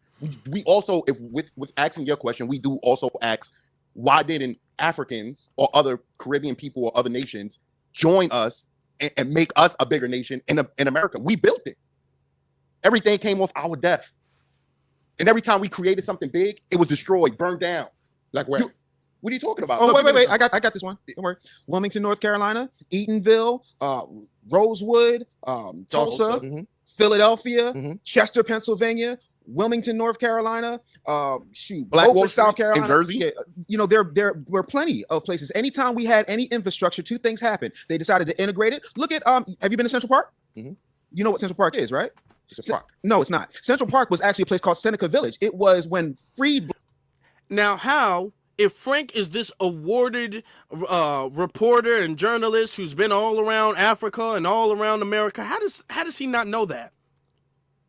It's a lot about FBA history that Frank claims he doesn't know, and he's gotten all these awards. Black people decided to converge in one area, and they decided to redistrict that area, even though they owned the land and the houses that they built free and clear, and they destroyed those people, displaced those people, and built a park around it. There's an old song Joni Mitchell said, don't it always seem to go that you don't know what you got till it's gone. They paved paradise and put up a parking lot. They paved paradise and put up Seneca Village. In Georgia, just outside of Atlanta, there's a place called Lake Lanier. It used to be a thriving Black town. They decided to kill the Black folks, get rid of the ones they couldn't kill, and then people right now are boating on it every weekend. That's what happened to us. That's what got destroyed. And it doesn't mean that we don't keep building, but after a while, even if you look at the flea experiment, you familiar with the flea experiment? The what? The flea experiment. No. So the flea experiment goes like this. You take a bunch of fleas, you put them in a jar, you put the top on the jar, and you put holes in the top of the jar. After a while, the fleas will stop at the top of the jar because they get tired of smacking up against the top of the jar. Now, because you have conditioned the fleas that they're not going to go above the top of the jar, you take the top of the jar off and you never have to worry about them jumping out of the jar because they don't think there's anything above the jar. So if you have been killed, bombed, drowned, thrown out, redistrict, redlined, yeah, those are historical facts. I got time. We can Google it. Sure, but that's that's the part. I'm no expert. No, on all the things. Oh, you know, hold on. Yes, I'm just saying we should.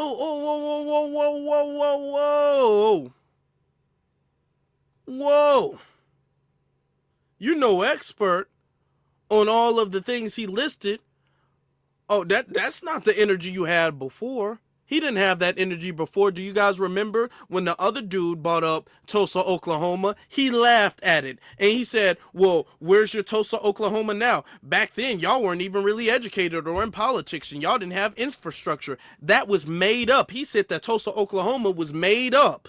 Then when Dave got there and he ran a laundry list, not just of Tulsa, but of all of the other Black towns and neighborhoods and cities that were destroyed, that were sabotaged, and Central Park, Lake Lanier, Tulsa, Oklahoma, Rosewood, all of these other places, he's going to sit up there and act dumb now. Now he's like, well, oh, I'm not familiar. I'm not saying I'm an expert. And why are you talking about it then? Because you're talking as if you are an expert, and now Dave is bringing up all of these stuff about American history, important parts of American history that as a journalist you should know something about. You've been a journalist here for what, 20-something years, and you don't know about Central Park? what Central Park used to be? You don't know what Lake Lanier is now versus what it used to be?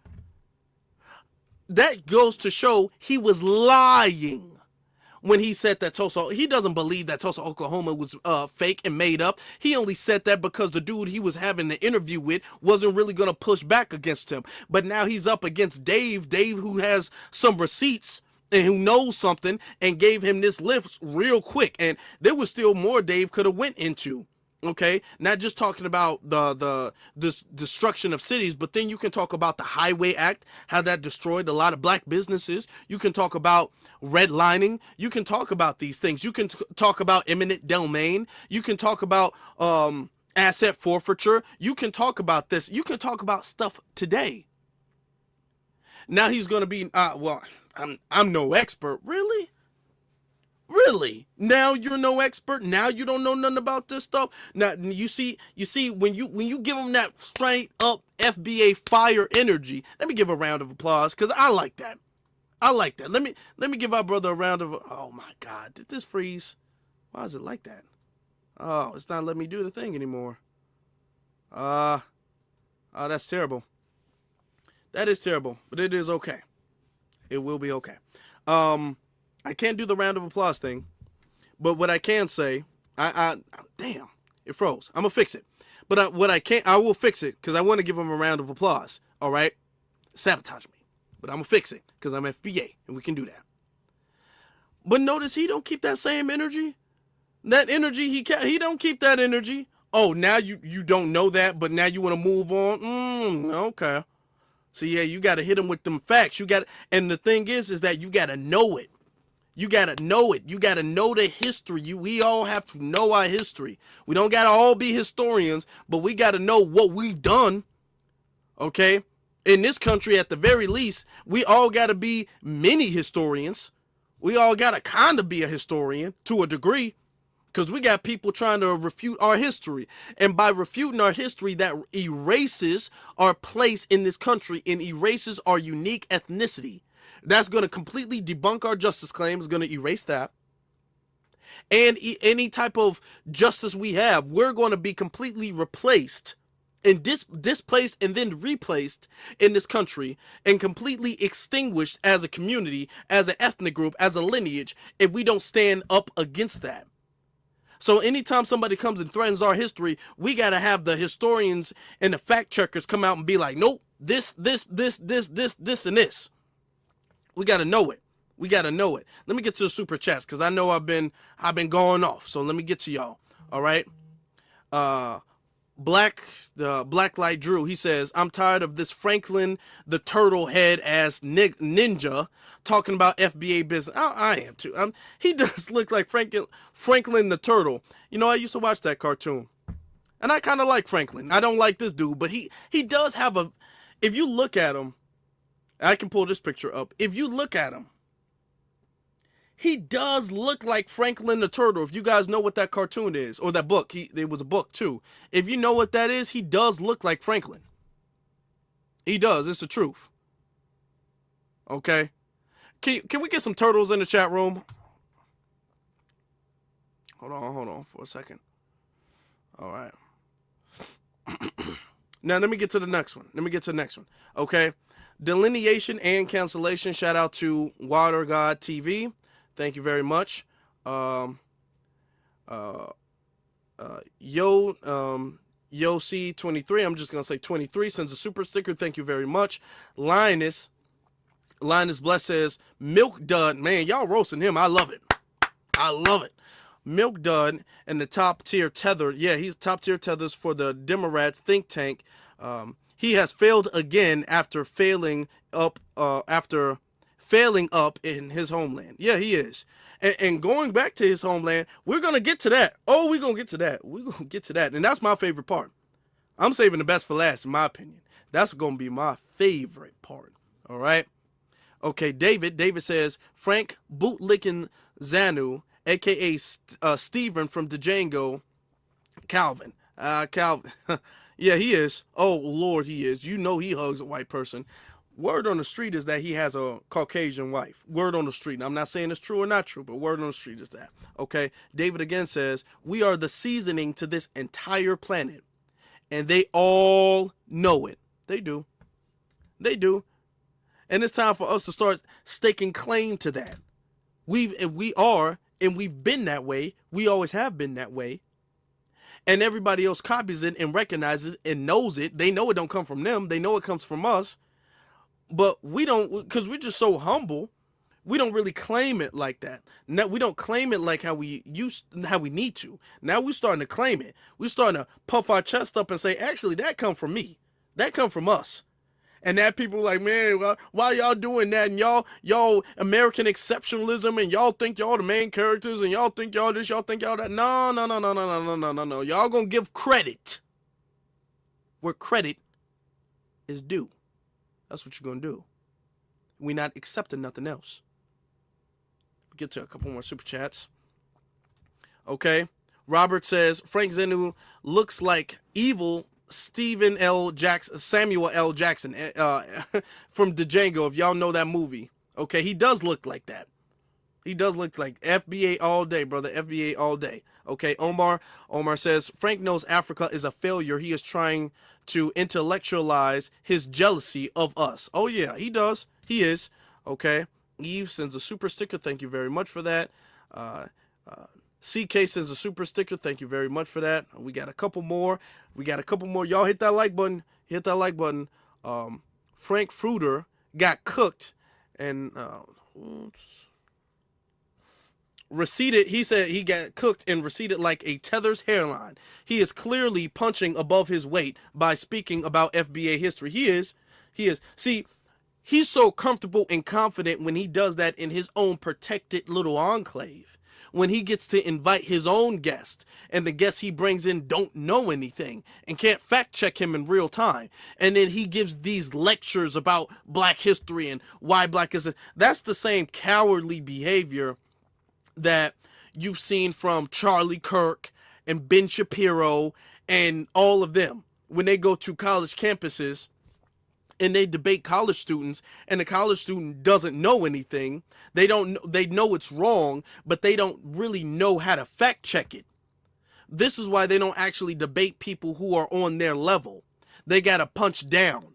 But when you're fighting somebody who actually knows some facts and can check you in real time, they don't even got to Google it. It's all up in here. Oh, it's over with. It's over with. Now Frank is conceding that he's not no expert. All right? He's conceding that.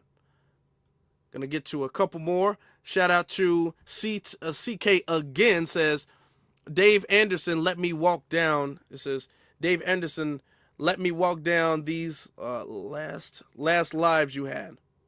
Let me down from the last lives you had. He did. He could have pushed back more. He's pushing back more now. Dave is pushing back more now. I give him his credit, but he didn't push back nearly as hard as he should have in the last one. I'm gonna be honest. He looked like Reptile from Mortal Kombat. Oh boy. He sure do. He sure do. Hold on for 1 second, y'all. Give me 1 second. Hold on for 1 second. Hold on. I'm trying to reset this thing. Hold on. Let me see. Okay. Okay.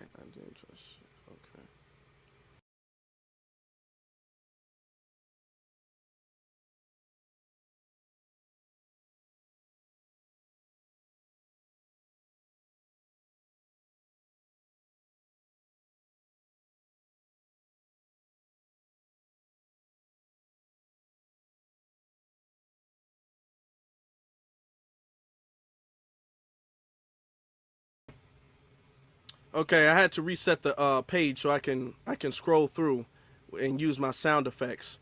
So I'm gonna pull the clip back up. Hold on, let me get that up for a second. Y'all just give me 1 second. Get my camera back on. Had to reset it. Make sure everything was good. So we're gonna continue. to just talk about leaving. I will and respond. we built that. Yes, I will respond to you. I'm no expert on all the things he has listed. I might have read about them, but you see, every time I read something or I encounter a story, my mind works in that way because I'm an critical thinker.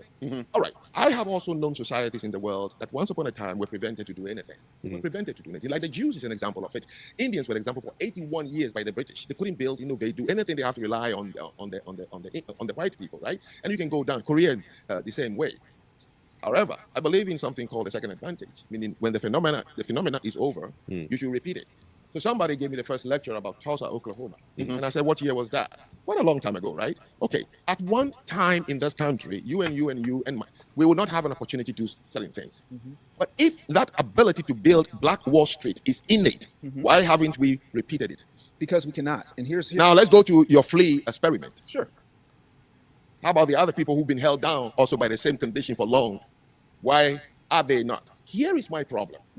I have a lot of mentees, African American students whom I used to take to Africa. I had a program every year. I take a bunch of them to build schools in Benin.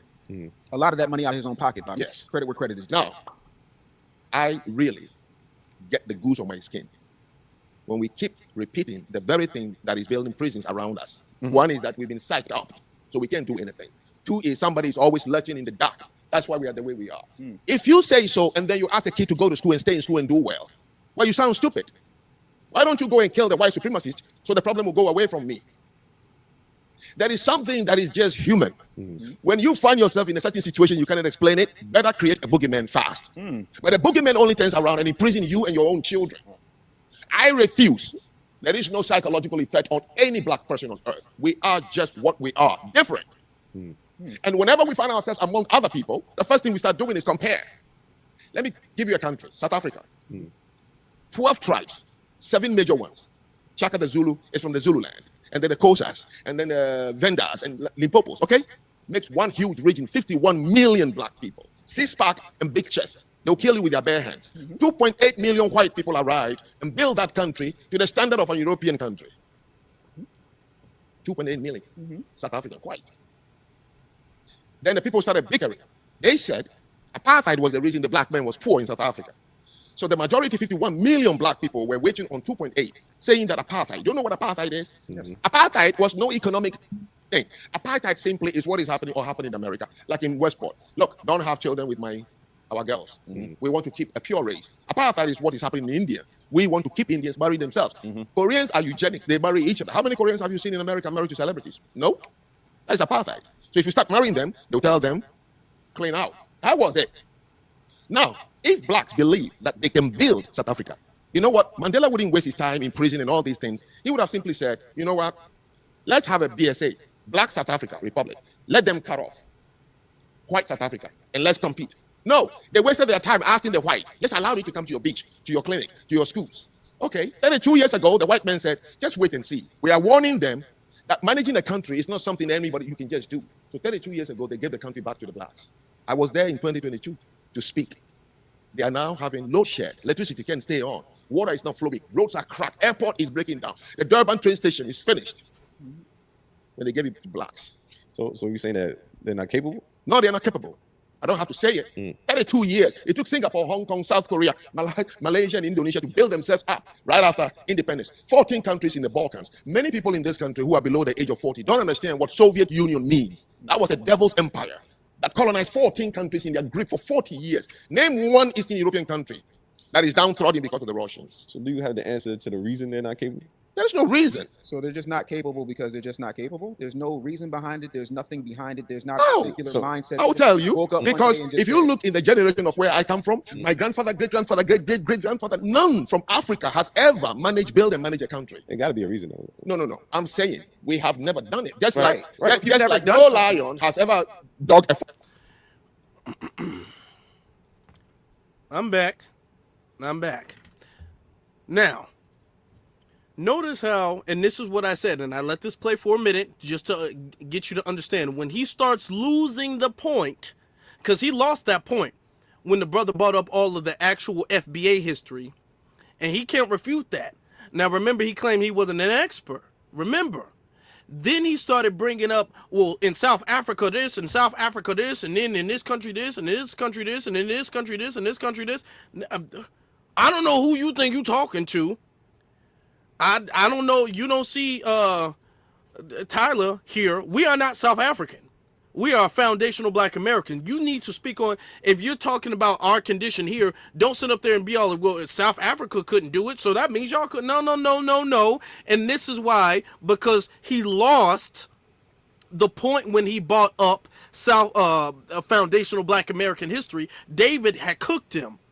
So then he reverts to, now I'm going to bring up some other colonial, and then he's going to take that out of context because that's not what apartheid is at all. But he's going to take colonial history and colonization in Africa and then generalize the subjugation of Africa to say, well, this is just our place, or generalize the, I don't even want to call it primitive, but before uninstitutionalized, okay, or unindustrialized, rather, condition of Africa, and say, well, this is our natural condition, so therefore, we're not now he's starting to speak in a lot of we.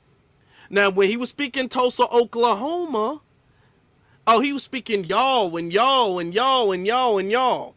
But then when he got cooked with the Tulsa, Oklahoma argument, then he reverts back to, and just we have to accept that we can't do it. And we got to accept that we're just not capable. Why are we not capable? I don't know why we're not capable. But we are not capable. Now he's reverting to speaking French. Now you see how that work? You see how that work? Okay, that's him back. He's backsliding. He's losing, and he knows he's losing. Foxhole. Oh, he ain't even lost yet, for real. Right. Only rabbits can dig a rabbit hole. So lions can't. So why would you say, is there a reason the lion can dig a foxhole? No, there's no reason. It's a lion. But those different animals. We talking It's about humans. lack of breadth of experience. Humans that are is a different, my reason. friend. Not having the experience is a reason. And again, okay, so maybe we have not had the need. You see, we make too big a deal about industrialization, as if industrialization is for people who are smart. No, industrialization is for people who are threatened by nature. And the continent of Africa, which is the home place of Black people, is the most comfortable place that has never had any threat. Tsunamis, earthquakes, tectonic plate shakes, winters 10 feet high, springs. No, you wake up every day, the trees are green, the tomato is 365 days, it's right behind your house, the river is there, and you just lie out there, eat something, and just chill. So your brain for millions of years is not inventive because there's no need. There's no need. So we build little communities. Africans are communal. The Black man by nature is not an individualistic actor. The Black man relies. That's why you can't finish a sentence with the Black man without him saying, oh, my niece, my cousin. You can talk to a Japanese, a Korean, and a white man for 3 hours, and he's my wife and children. That's all you're going to hear because they come from. This is just babble. This is just some tether babble. He's just going all over. This is him losing. I want y'all to understand what losing looks like. He's not trying to make it, he's trying to intellectualize and try to find a footing. This is in a debate, and I want you to, this is a learning lesson. In a debate, when people are starting to babble, that's them, it's like boxing.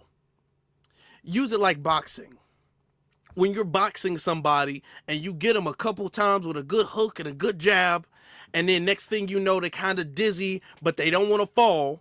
So they kind of just they stepping forward, they stepping back, and they still trying to hold their hands up, but their hands are tired, and they kind of just all over the place. That's what he is. He's all over the place, okay? That's him losing. When you see somebody kind of stepping all over the place, their hands is up, their hands is down, they missing a punch, and then they taking a few steps back, taking a bunch of steps forward, they leaning onto the ropes, they're about to lose. They're one blow away from being knocked out. That's them about to lose. Tether babble is a sign that they're about to lose, that they're about to get knocked out, metaphorically speaking. That kind of thing. All right. So where we come from, where we evolved, gave us something. And that something is what we are. So what the white person did in South Africa is not because he's smart, it's because just over years, millions of years, they've been in threat from nature. So always their brain is inventive. Oh, how can we protect ourselves? We didn't need a reason to let the water be in some, because it's not going to freeze. And we have to come back to that. But we keep preaching that somebody, this wiggly white small race, have held down Black men, Shaquille O'Neal size of people. And then our children are hearing it. And you forget to see why our children hate each other, because you say we are nothing. So it's easy for the Black man to kill the other person. And I'm just saying we need to stop this. Stop it. How can one race on earth have the same experience and it's not going away? I agree with you, right? To a certain So degree, to the right? question, we build it so we won't live it. You're lying to yourself. What did you build in America? Name one thing you built. You were in the 6 states in the South, farms because of your ability. They took them to Jamaica because of plantation. They took them to Haiti because of plantation. So when they brought you here, it's because farms. And you keep saying we build. You're making the kids angry. If the man didn't have a home, how could he bring you as a slave? He built the country. He wanted you here to maintain some things, man. So what? You build. So what? Slavery was just to maintain some things. You maintain something that was already established. You can't maintain a creation and create something. You're creating that. So what was established by Europeans before slavery? Nothing was established. And then now notice too, he's being very disingenuous and lying about history and saying that we were only in 6 states in the South. We were not just in the South. We were in the South and in the North. We created, and those 6 states fueled the economy for the whole country. It wasn't just us farming and picking cotton, even though cotton, America at the time where cotton was king, they said that for a reason. Cotton was king. Cotton fueled one third of the whole planet's cotton. Cotton supercharged American economy.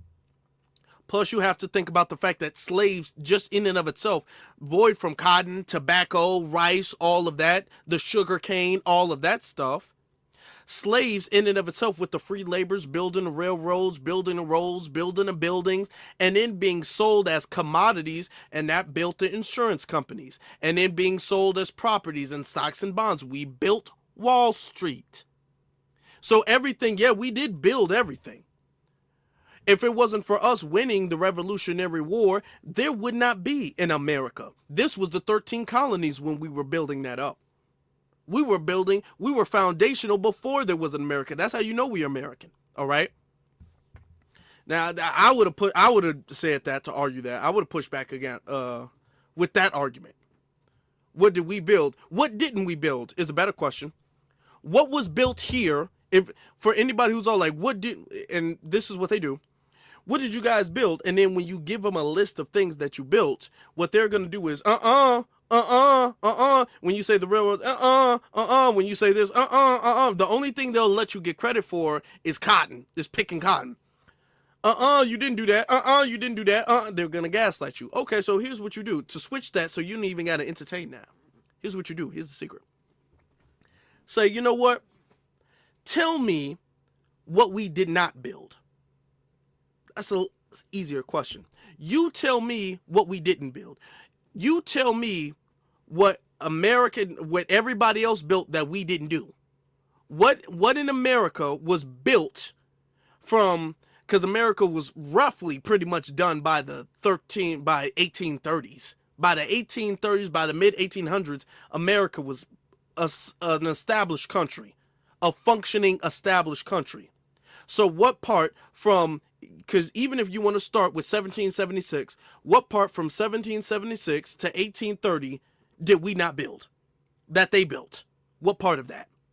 Because we got to go back to the colonies. But okay, started from the Revolutionary War. What part did we not build?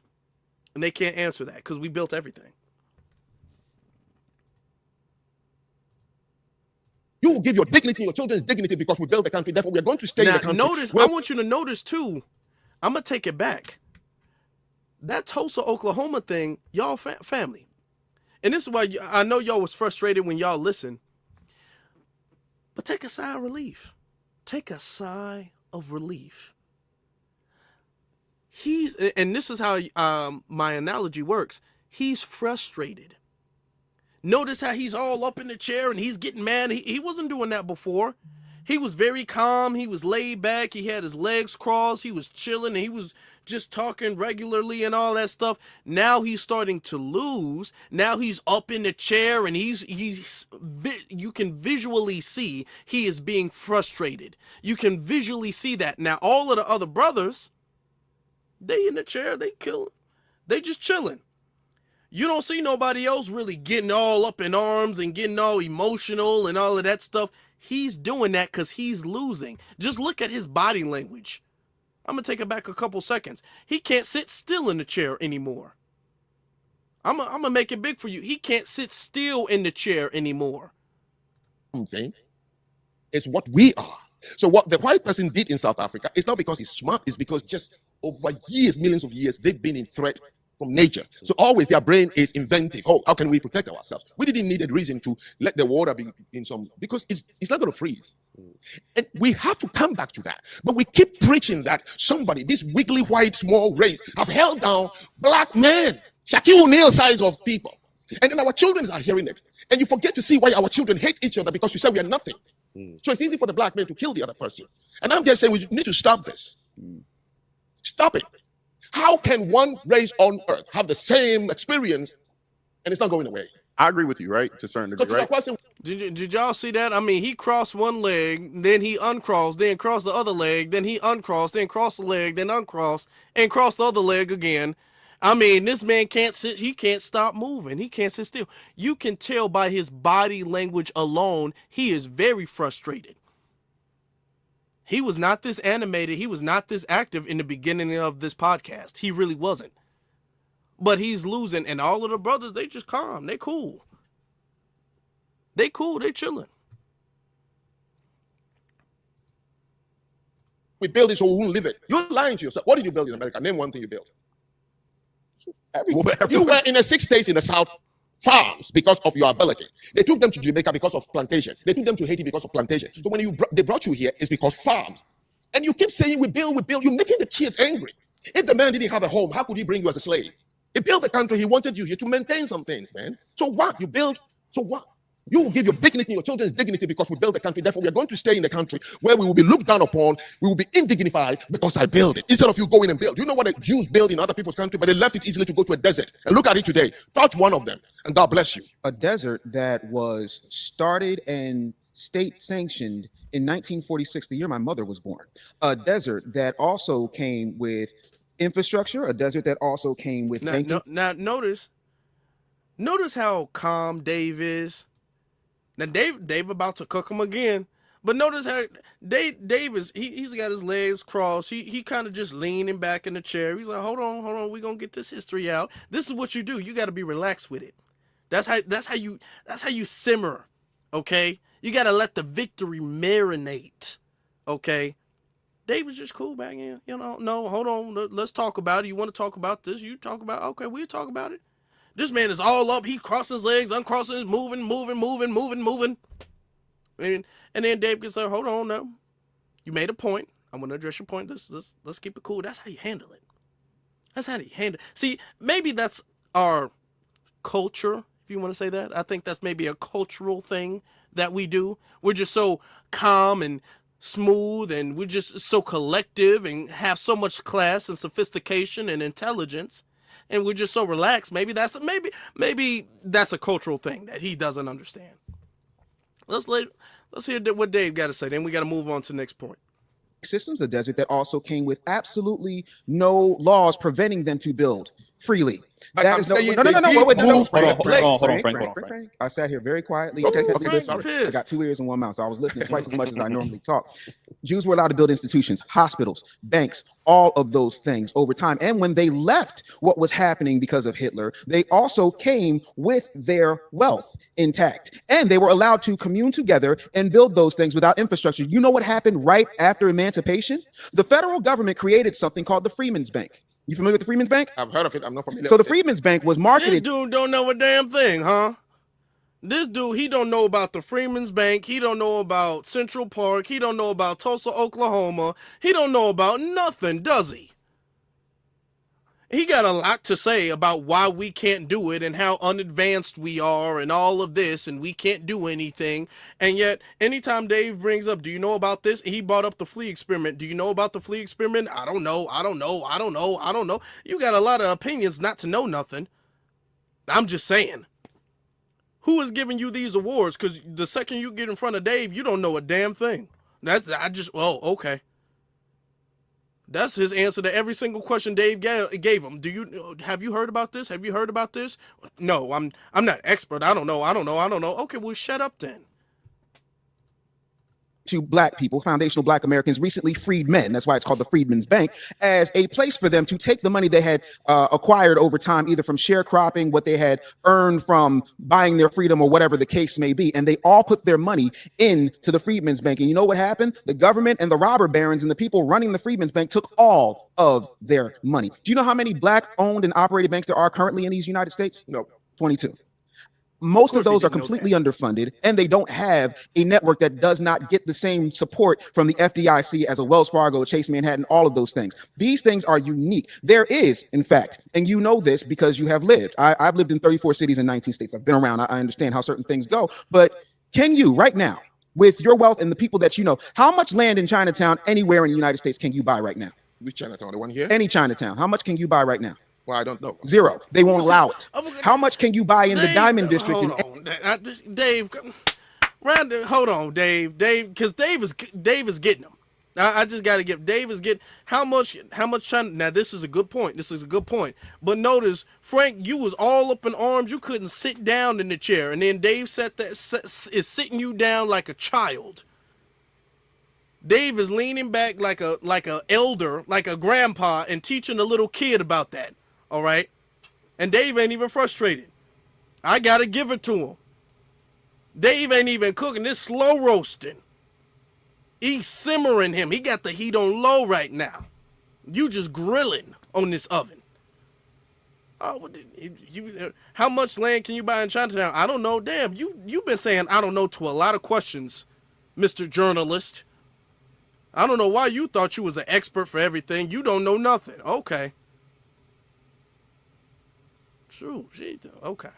Any place. Let's just start in New York. How much can you buy? How much can you buy? Know those Zero. yeah. Because they're allowed to gatekeep that. There is no situation that you can name in America in modern times, taking slavery and everything off the table, just starting from 1865 on, that does not have white involvement and white interference. If you can name it, I will apologize, but it does not exist. And that's what makes us unique versus the Jews who are allowed to take their money. Oh, and by the way, the United States of America, also Germany, all of those countries that were involved in World War II paid and repaired the Jews. Japanese Americans who were put in internment camps because America allegedly was afraid of another Pearl Harbor, but we all know historically that was some BS because they knew Pearl Harbor was going to happen before it happened and they allowed it to happen, took the Japanese Americans out of their homes, out of their stores, out of their businesses, out of their communities, and put them in internment camps. And when they released them when the war was over, you know what they did? They repaired them financially. They gave them grants, land grants. So it's easy to talk about, well, look at what the Jews did, this, that, and the third, because the other part of that is you can freely, without fear of recompense, without fear of cancellation, without fear of any type of retaliation, talk extremely critically of foundational black Americans. I dare you to go do that to Edelstein and the folks over at the National Defamation League and see how quickly Frank Zanu gets canceled. See how quickly your bank accounts get frozen. See how quickly you become public enemy number one. But they will back you and make sure your algorithm goes viral to the point where people wrongly are threatening your life. It's not an apples to apples comparison. We're comparing apples to ancestry and the freedom to make it happen. That's not an excuse. And by the way, I'm not saying a white man is holding me down. I have plenty of businesses. Google is a snitch. It'll tell you all of my business. But the truth of the matter is, am I a dyslexic, dyscalculic kid with a speech impediment that became a speaker and a 22-time best-selling author? Yes, in spite of the fact that my family started in the Richard Allen Projects, in spite of the fact that I have to read a little different, in spite of the fact that I might jumble my words here and there. It's not that it's impossible, but to me to act like that is the rule, as opposed to the fact the truth is that I am the exception, is not only disingenuous, it's very, very short-sighted. That's the only point. Ooh, hold on. Come on, can we give a round of applause for our brother Dave? That's what I'm talking about. Dave was just, that's gangster.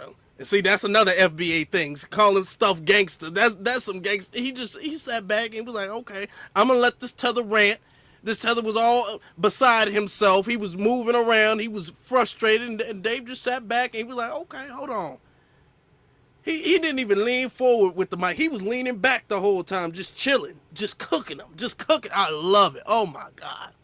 And everything he's saying is true. And then when he brings, now watch, Frank, the tether, is not going to bring up the fact that the Jews did get reparations, the Japanese did get reparations, nor were they sabotaged after that, okay?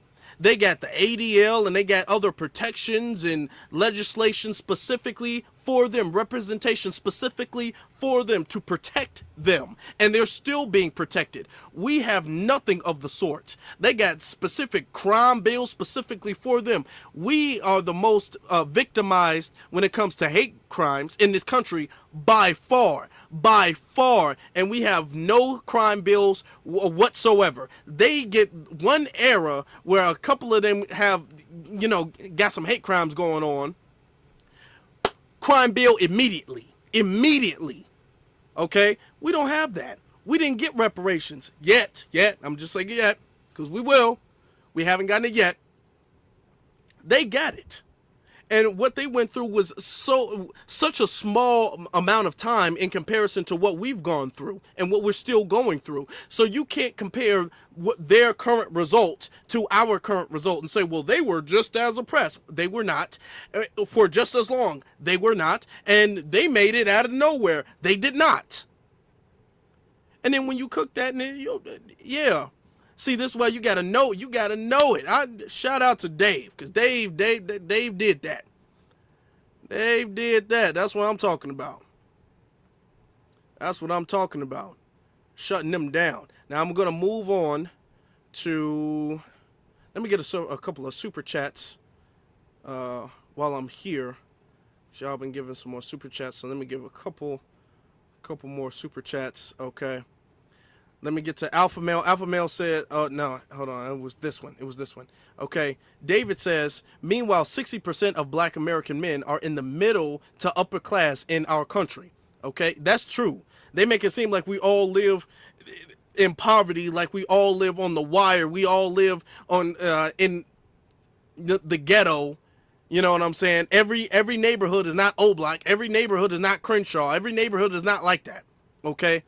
And he says, but I bet 60% of Frank's people aren't in the middle to upper class in his country. Losers. Absolutely. You can't compare. Ain't no comparison. With all that culture they have, they can't do what we can do. And we don't have a culture, quote unquote, according to him. Mr. Know-It-All says, it's a cool name. Mr. Know-It-All says, even if I see Frank on CNN, I'm going to drop the turtle emoji. Yeah. Because not only does he look like a turtle, he's slow like one too. Talk about, I don't know. Blacklight Drew, he says, if Africa is so great, why are you here, Franklin? Good question. Oh, and we're going to get to that very shortly, too. Well, we're going to get to that. And then Mr. Know-It-All, he says, Tether Turtle is his new name, no longer Frank. And that name fits.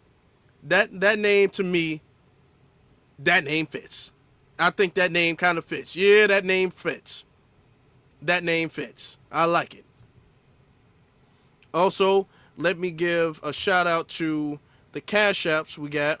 We got some Cash Apps from Vicky. Shout out to Vicky. And shout out to Foley. Appreciate y'all. Family. Oh, let's get back to it. Back to it. Let me get this off the screen. Okay, so where are we going? Because I want to move past, because there's another point I want to bring up. Where is that at? That's right here. You're going to be better more. Talk about what is here so the kids can hear it. Pointing that to them. You are pronouncing and highlighting. You're the one making it that the kids are demoralized by these narratives. And I refuse to participate in that, because the day I knew I'm just a different person, I'm an accidental citizen of this earth. I didn't choose my skin color. I didn't choose my tribe. I didn't choose my nation. I didn't choose my race. What is there for me to defend anyway? Knowing that I'm an accidental being here, I get along with anybody. Sure. Based on me. And do you see that? And I want to say that because the brothers are going to move on to another point. You're not an accidental person. And see, this is why his community is like this. I want to speak on this, especially for the men coming from a community, and the women too. But it just bothers me a little bit more when I hear the men say that. You're not an accidental person. You have a purpose in this world. If you view your life as just an accident, if you view it as I'm just some random life form, I'm just a cloud of atoms in this world, and it has no ultimate meaning, no higher purpose, no bigger meaning, nothing to give to the world, then no, you're not going to ever accomplish anything. He says, I can't control where I was born, my tribe, my this, my that. No, you can't. I can't. I can't control who I was born from, my parents, where I was born, when I was born. Neither can anybody else in this world. But you know what we have done with it? We've took that and then we developed purpose. We found purpose from that. We are not an accident here. And see, that's the difference in, what did he say? Worldview, mindset. That's the difference in our cultural mindset. We don't view ourselves as just an accident and we're just randomly here and we have no purpose. We have no higher meaning. It doesn't matter what happens to us. We don't view ourselves like that. He's talking about our worldview. This is the difference in our worldview. If he had our worldview, maybe Benin would be better than it is. It's a reason why he's here and not there. It's a reason why the tethers come here and not there. It's a reason. Because they don't have our worldview. We don't view stuff as an accident. Yes, the system that we're facing is not our fault. We understand that, but we have a job to do. It's not our fault we're in this situation. It's not our fault we had to deal with this. Our ancestry, our lineage. It's not our fault. But this is the reality. We do face reality with it. It's not an accident you were born. It's not an accident. It's a purpose. We should all be thankful and grateful for this opportunity, because this opportunity that we're living right now, we have a chance to revolutionize the future. This is the mindset that you should be thinking, especially as a man, a grown man. I could see if you was some 15-year-olds being all like, it doesn't really matter, dude. Life doesn't matter. If you're a 15, whatever. Okay, y'all, you don't really know anything. But as a grown man, he's what, at least in his 50 something, right?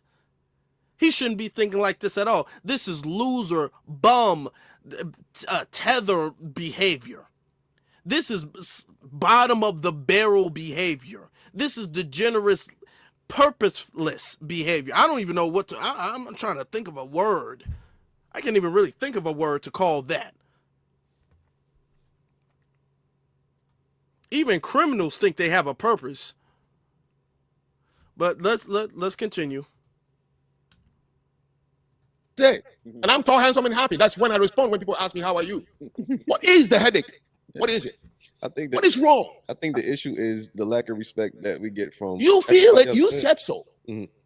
When I came to this country, there was one word common among gangbangers. Ooh, you see, he's still frustrated. He's still pissed.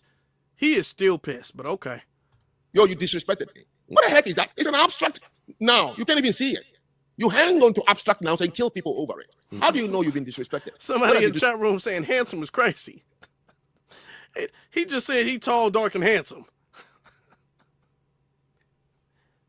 Ladies, is he telling the truth? Is this man, if this man came up to you and said, can I get you a drink? Can I get your number? Can I take you out? Is he tall, dark, and handsome, ladies? Because he think he tall, dark, and handsome. I don't think so. I don't see it. I see why he's so mad at us, because, you know, we don't look like him. Okay. See, that's that delusion. You got to lie to yourself. This dude just called himself handsome. I mean, he been lying the whole time, but geez, come on now. Ugh. All right, let's continue though. Did I pinch you? Did I hit you on the head? I mean, what is it? Wait, only because you mentioned being called African booty scratcher affected your mind. No, I didn't. You did. I didn't end by saying. I said only African Americans did it to me. Did I tell you it affected me? It didn't. I still took kids. Okay, so you Africa take you out of it, right? You talking about the millions of Africans here? It didn't affect them because that's the one thing they always come and say. I don't know. It's a through line. I'm only telling you about what happens. I was in Kenya, and this Sudanese girl, I was online, and I met her online. So finally, we met in person. And she said to me, you know, I knew you're from America, but I knew you were not an African American. That's why I agreed to meet with you. And I said, why would you say that? And she told me her story. She's a refugee in Kenya, tall. And so she got a scholarship to come and play here in Maryland. I don't know which school she went to, high school. Yeah. She said every day she cried. She can't go to the locker room because of the black players, basketball girls. So one day they played against a white team. One of the white girls saw that she was not in a good mood and asked her, and she told her. Her mother, the white girl's mother, came to the school and made sure that she took this girl out to go to a different school. She said the last 2 years in America, among all white, not that I didn't miss my black people, was the best I ever had. They call me Doc. They call me names. The one Blackson used to joke about. He said all that. He said, I cry every day. Listen, I am not blaming. I don't believe that at all. I don't believe that at all. All of these horror stories that these tethers tell that they face only from foundational black Americans, I don't believe that at all. That this Kenyan exchange student, she was playing basketball and it was only the black girls who ever said anything negative about her. Now, some years ago, we was just seeing how a whole bunch of white supremacists was calling Angel Reese a monkey and the N-word, and how they treat black players. They be heckling black players in the NBA and professional sports today. Serena Williams calling her masculine, calling her a monkey, of Venus and Serena. We see how they treat black athletes all of the time. So you mean to tell me it was the white people who loved you, and it was black people who turned and called you black and ugly and all of this stuff? I don't believe that at all. I don't believe that. And all of this African booty scratcher stuff, I don't even believe she was called that. I met with you because you're not an African. The African Americans are so mean. They're so mean to me for no reason. I don't believe that. That doesn't make sense. And it was the same colonizers that colonized your land that befriended you and welcomed you in and treated you good. That's who did it for. Okay. I don't believe that. Now you just making stuff up. And of course you couldn't prove that. He can't prove it at all. But yeah, just take his word for it, I guess. I'm only telling you, saying it is back home. This is my people I'm among, and I can tell you, I have a credibility. I'm from the continent where my great-grandfathers and mothers were taken from, and I'm among them. So I see more than you see. But you say disrespected us. What disrespect? Why should that matter? It doesn't matter, but the thing now, of it hold is on, hold on. Why should it matter? Dave got his arms crossed. Dave is in full teacher mode. He's fully relaxed. You ain't seen Dave change his position at all. You seen this other dude move his legs and it looked like he was about to stand up out his chair. You ain't seen Dave move an inch. Okay, now he got his arms crossed. And the second Dave gonna be laying down. Dave is in chill mode right now. This is child's play, but let's hear what he got to say. Now, just so you know, for context, the conversation is, why should quote unquote disrespect matter? Why should we care that we're disrespected? All right, let's go. I need you to understand, if any other group in this country gets disrespected by whatever measurement they feel. For example, Kyrie Irving. You familiar with Kyrie Irving? We'll talk about, he sent a link of a Jews documentary. Yes, that is correct. On Amazon. Last I checked, Jeff Bezos wasn't exactly a foundational black American. Kyrie Irving did not produce that documentary. No. Kyrie Irving did not star in that documentary. That's right. He just said, hey, this looks interesting. Yeah.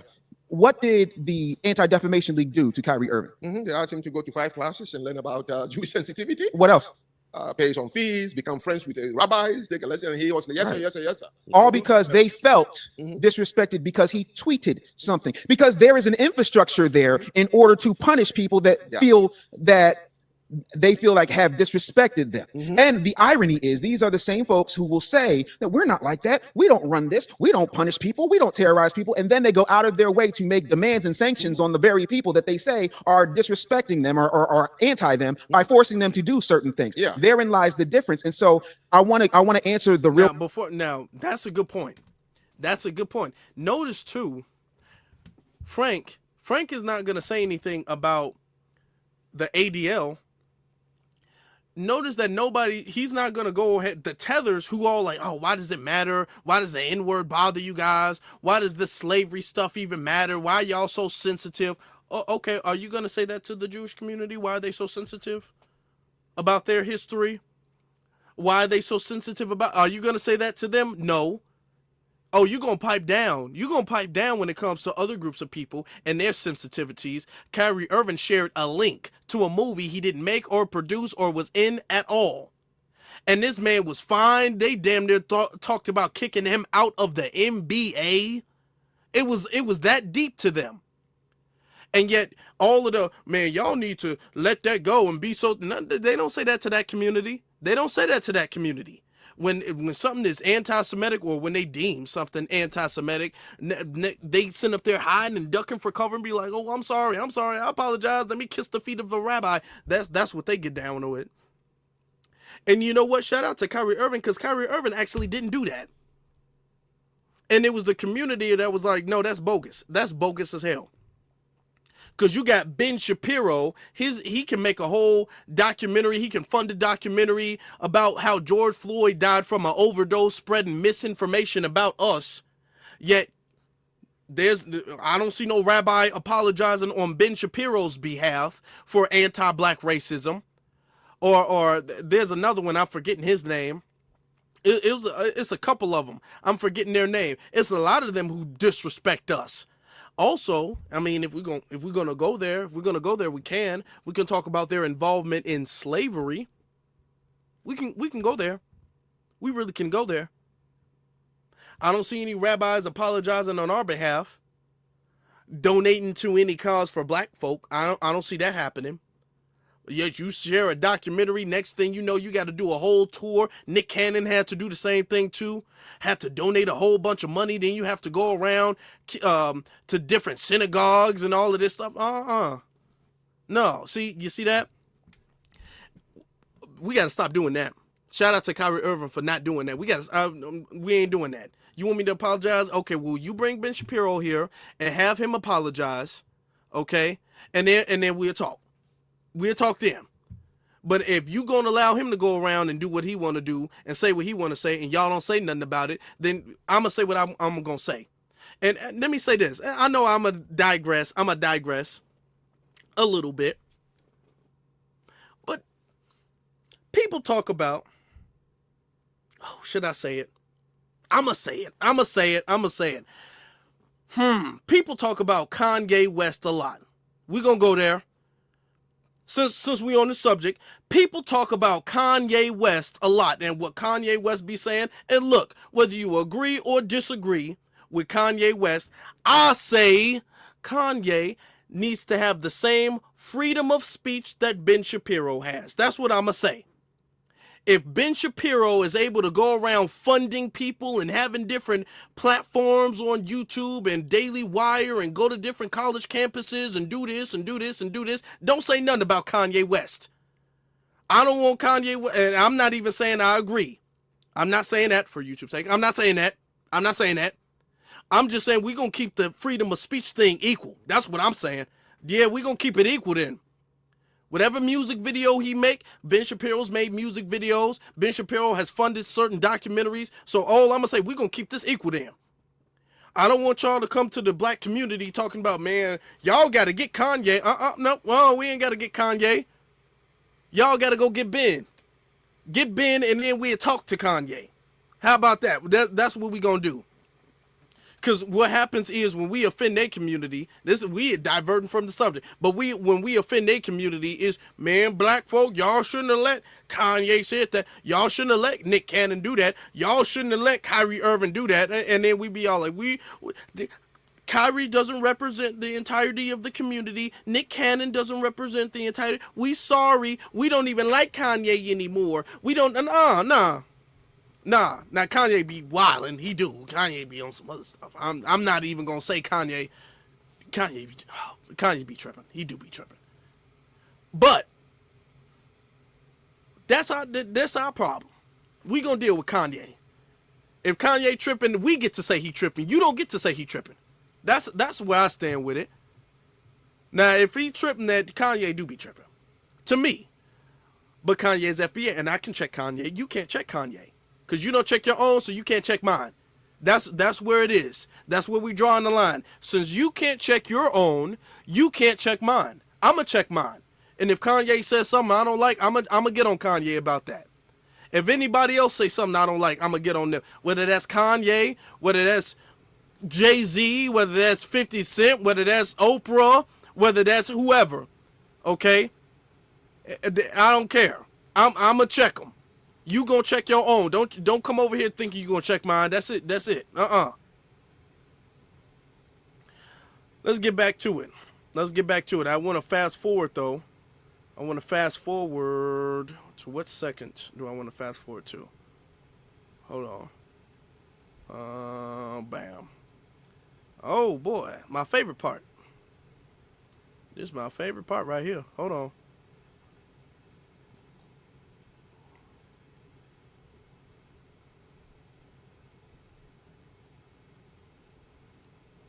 singing. When you don't control the media, when you don't control the message, when you don't control the invention, when you don't have the ability to monetize the creation, how can you ever dominate? No, I don't know. I can't answer that question. I do want to interject because we still got a couple more questions to go. Yeah, sure. Jew, I know you had a topic that you wanted to get into. Okay.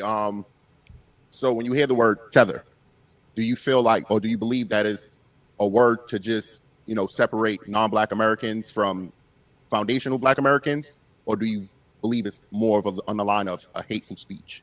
No, I don't consider anything as a hateful speech. I don't. I know that people, use words. Would you consider yourself the same along the lines tether? As a tether? Yeah. It's a grammar. I mean, I don't know how people define it. Well, basically they say on the lines of non-Black Americans that benefit from Black Americans, but talk down on Black that's Americans. what tether means? Yeah. Oh, okay. They must have a tether. Yeah, they must have a reason to say that. Yeah, I mean, I wouldn't be offended by that. But I'm saying, would you consider yourself that you benefit from the labor of Black Americans? I mean, I guess I give him that. I guess he admitted he a tether. He's like, yeah, I guess. Okay, all right then. Oh gosh. And then, well, I don't know. And you speak down on Black Americans as well as okay. Let me go to other people. Let me go to the tether words. Yeah. You see, this is the problem. I'm not speaking down. Stop using the words. We are having a very heated discussion. Okay. These are my views, and I'm sharing them about a certain people who are close to me. It's not speaking down. This is where the violence starts. So let me answer to your theta. I came to this country with money. My school fees didn't come from the United States government. Gotcha. It was paid through my former employer. So I brought $148,000 to the University of Bridgeport to study. All right. And I have remained in this country. I raised my hand and I swore oath to the white government to say I want to be a naturalized citizen. And he accepted me. I've worked my butt off, incorporate my own non-profit and now my destiny. So I don't know what you mean by benefit. No, I worked myself, just like I work in many countries, places where there were no Black people, but I succeeded. I lived in Japan for 4 years. I've lived in China, Malaysia, Indonesia, everywhere. So it's no different from my hard work and my attitude to be in this country. So I don't want anybody to tell me that I came here to benefit from anybody.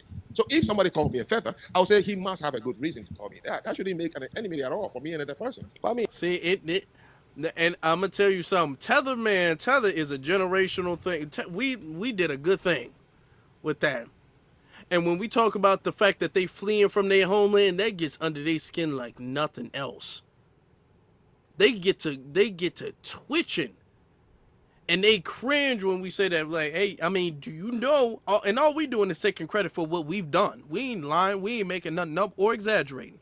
All we saying is, we built this country, fought for the rights.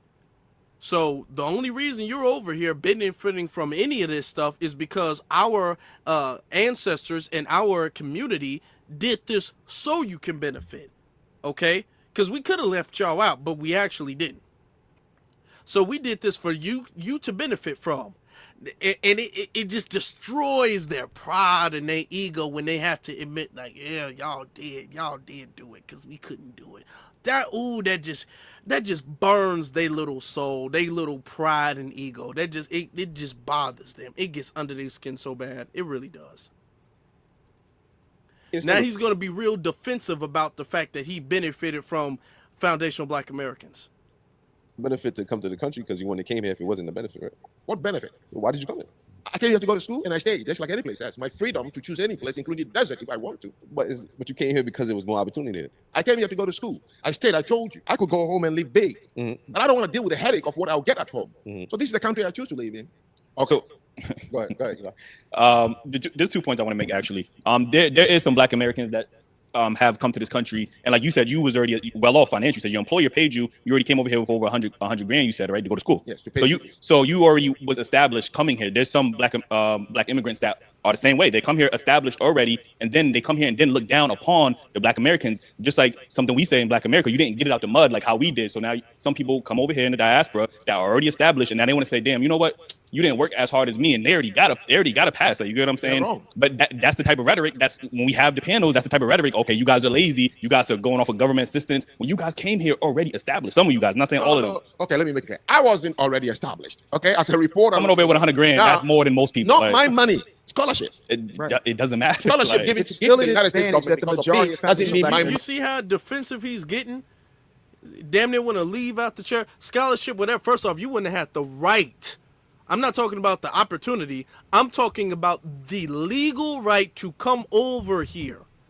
If it wasn't for foundational Black Americans, first off, we built the country anyway. It wouldn't be a country to come over to, period, for anybody if it wasn't for us. But you wouldn't have the legal right to come over here if it wasn't for FBA.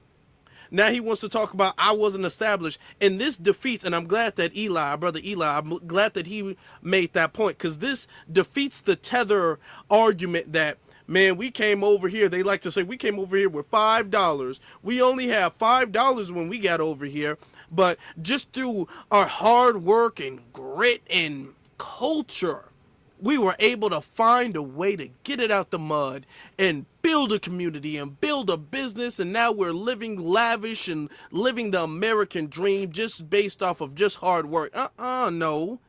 A lot of y'all come over, whether you come over with a scholarship, whether you come over with some type of business opportunity from labor, which they exploit a lot of y'all with, okay?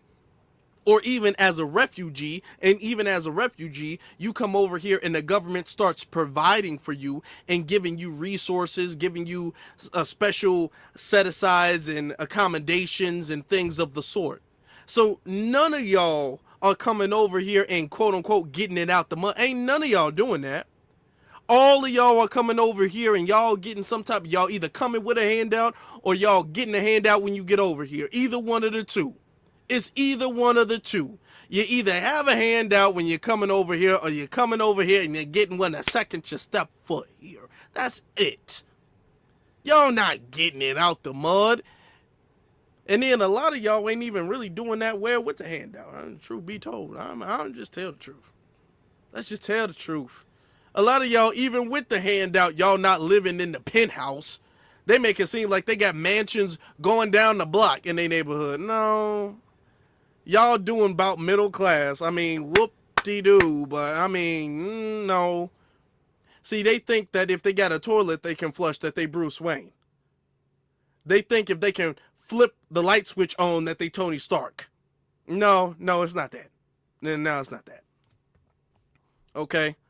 And the only way y'all can flip the light switch on, y'all got to have a dozen people living in the same house. But okay, we don't even got to go there. We really don't got to go there. But you see how bothered he gets when you bring up the fact that you wouldn't have anything if it wasn't for us. We're big bro. You're little bro. You're little bro. We're big bro. Okay? For the females, you little sis and she big sis. That's what that is. Money. So I wasn't established. No. Established, I don't know what it means, but I knew that I was an emotionally stable, well-structured, sophisticated gentleman from Africa. That is all that matters to me. Okay? I'm not interested in the American dream and wealth and house and picket fence and all these flashy cars. Go and see outside what I brought here. 2014 Kia Soul with 188,000 miles on it. I've never bought a brand new car in this country because I don't need it. Yeah, neither do I. Okay? Right. So every black man don't think you need a Ferrari. I'm just waiting to die. That's it. And I chose to die in America. What type of what? This is the people who talk about us. I want you to understand that anybody who talks about foundational Black Americans and what we can't do and what we can't do, the second you let him talk and the brothers are being cool, this man says, I'm just waiting to die and I want to die in America. This is who we are up against. We're not up against people with culture. You were talking about our culture and our worldview. What type of worldview is that? Who would say that? I'm just waiting to die. What? Really? And you got the audacity to talk about our culture and our pride and our sophistication. And I want to die in America? This is what they aspire to. This is their life. If he dies in America, a country that's not his country, he will feel fulfilled. If his deathbed is in whatever city he's in, Kansas or something, like, I don't know what city he lives in, but if his deathbed is in America, he will feel like a successful man. He will feel like his life was a success, despite the fact that he didn't contribute anything to the world, anything to his country, anything to America, but he will feel like he has a successful life if he dies in America. That is the pathetic, low, degenerate, bottom feeder, scum, bum mindset that the tethers have and they bring over here. They just want to die at Mass's house. Just look at them. Look how frustrated he is. Oh, that tether thing got him. He frustrated. Oh, he was cool in the beginning. He is frustrated, and he's the only one like that. Everybody else, this whole thing was about 2 hours long. Everybody else is cool. Everybody else chilling. He is the only one like beside himself frustrated. Let's keep it cooking. It's the point, like I got something from somebody. If anything, I begged the white man whose country I came to, and he gave me the citizenship. Not a Japanese, not a Chinese, not an African American. But the reason that Let's keep talking about things that would make us understand each other. And maybe I thought we would use this. And this is why they serve. And now he's starting to tell the truth. See, all of this thing about pride and education and stuff, when you get them frustrated, it's amazing how humans work, don't you think? It's amazing how when humans get frustrated, the truth they start to tell, they start to get real candid when they're mad. Oh, if anything, I beg the white man to come to his country. And you want to die in what you think is his country. This is the reason why these tethers don't have any respect for us, is because they feel like this is the white man's country and he is blessing them with the opportunity to stay here. This is why they're so obedient and subservient to him. This is why they don't have any complaints about how they were treated by them in high school or in college or whatever the case is. Growing up, they don't have any negative stories about them. They have a lot of negative stories, true or not true. I believe most of them are not true about us. They don't have it about them because they believe that this is the white man's country. It's not our country. We just happen to live here. And all of the respect that they should be showing belongs to the white man. That's what he says. That's what he is saying right now. I'm not even making it up. He's saying it. Right. To understand why do people from the Caribbean and Africa come, I have defended. But you see, when I speak about myself, you may think I'm trying to make things up. I used to get very angry when I hear any of the Caribbeans and Africans say things like this about African Americans. Right. I have been. There's not a man who'll be lying here for that. And I used to say, I give it to the African Americans. They were uprooted, shook so hard, there is no soil left for the root to germinate. And yet, look at them here. You come from your own place, and we are all messed up out there. So who should I give the credit to? Well, the other point I want to get to you, Dave. You said that you said out your own mouth that you didn't want to go back and deal with what you have to deal with in your country, right? I think that is the difference between Black Americans, because we stood here and fought. We didn't have that luxury to leave our country and go live somewhere else and benefit off the hard work of other people. You said out your own mouth, I don't want to go back home and deal with what my country is dealing with right now. I'd rather stay over here in America. And I think that's the difference between foundational Black Americans and Black immigrants, is that you guys are leaving your situations instead of staying and fighting and making your situation better. That way the citizens don't have to leave and go somewhere else to live a better lifestyle for themselves and their family. You guys chose to go to another country instead of staying and fighting, fixing the corrupt politicians, fixing the economy, fixing the poverty, fixing the crime rate, fixing the educational attainment. You guys chose to leave, especially the brilliant minds. They are leaving their countries to go live elsewhere. That's not something Black Americans have in us. We stood here and fought. Japan was the #1 economy for about 20-something years until they hold on. Let's just give a round of applause to our brother for that. Come on. See, that's the difference. And this is why I'm not listening to nobody say nothing. Because nobody would have nothing at all, period, if we decided to do what they did. If we were like everybody else, nobody would have anything. But the only reason anybody has anything is because we're not like everybody else. We didn't see difficulty and struggle and oppression and leave. We said, no, this is not right. This is our country, and we're going to fight for it. We're not going to leave, even if we have the chance to. Even if there's a place that has slightly less oppression and subjugation and racism. We're going to stay here and we're going to change. The laws are like this. These are the constitutional laws. And we say, you know what? We need more laws to the Constitution. Do you understand the 13th, 14th, and 15th Amendment were not a part of the Constitution till we fought and made it a part of the Constitution? The Constitution is the root of the country. These are the laws that are the foundation of this country. Okay, these are the quote unquote principles this country is entirely governed by. And we said, you know what? I'm going to change that. We have fought so hard that we have changed the very fabric of the concept of what America is. We are written in the Constitution. No other group is. And if it wasn't for us being written in the Constitution, nobody else would even be over here. There would still legally be slavery, even though with the 13th Amendment, they created some janky clause to it, which we got to revamp that, but they created some janky clause to it, but we still fought for the 13th, 14th, and 15th Amendment. All of these tether, nobody, bum, bottom feeder tethers are coming over here and benefiting from the 13th, 14th, and 15th Amendment that we fought for.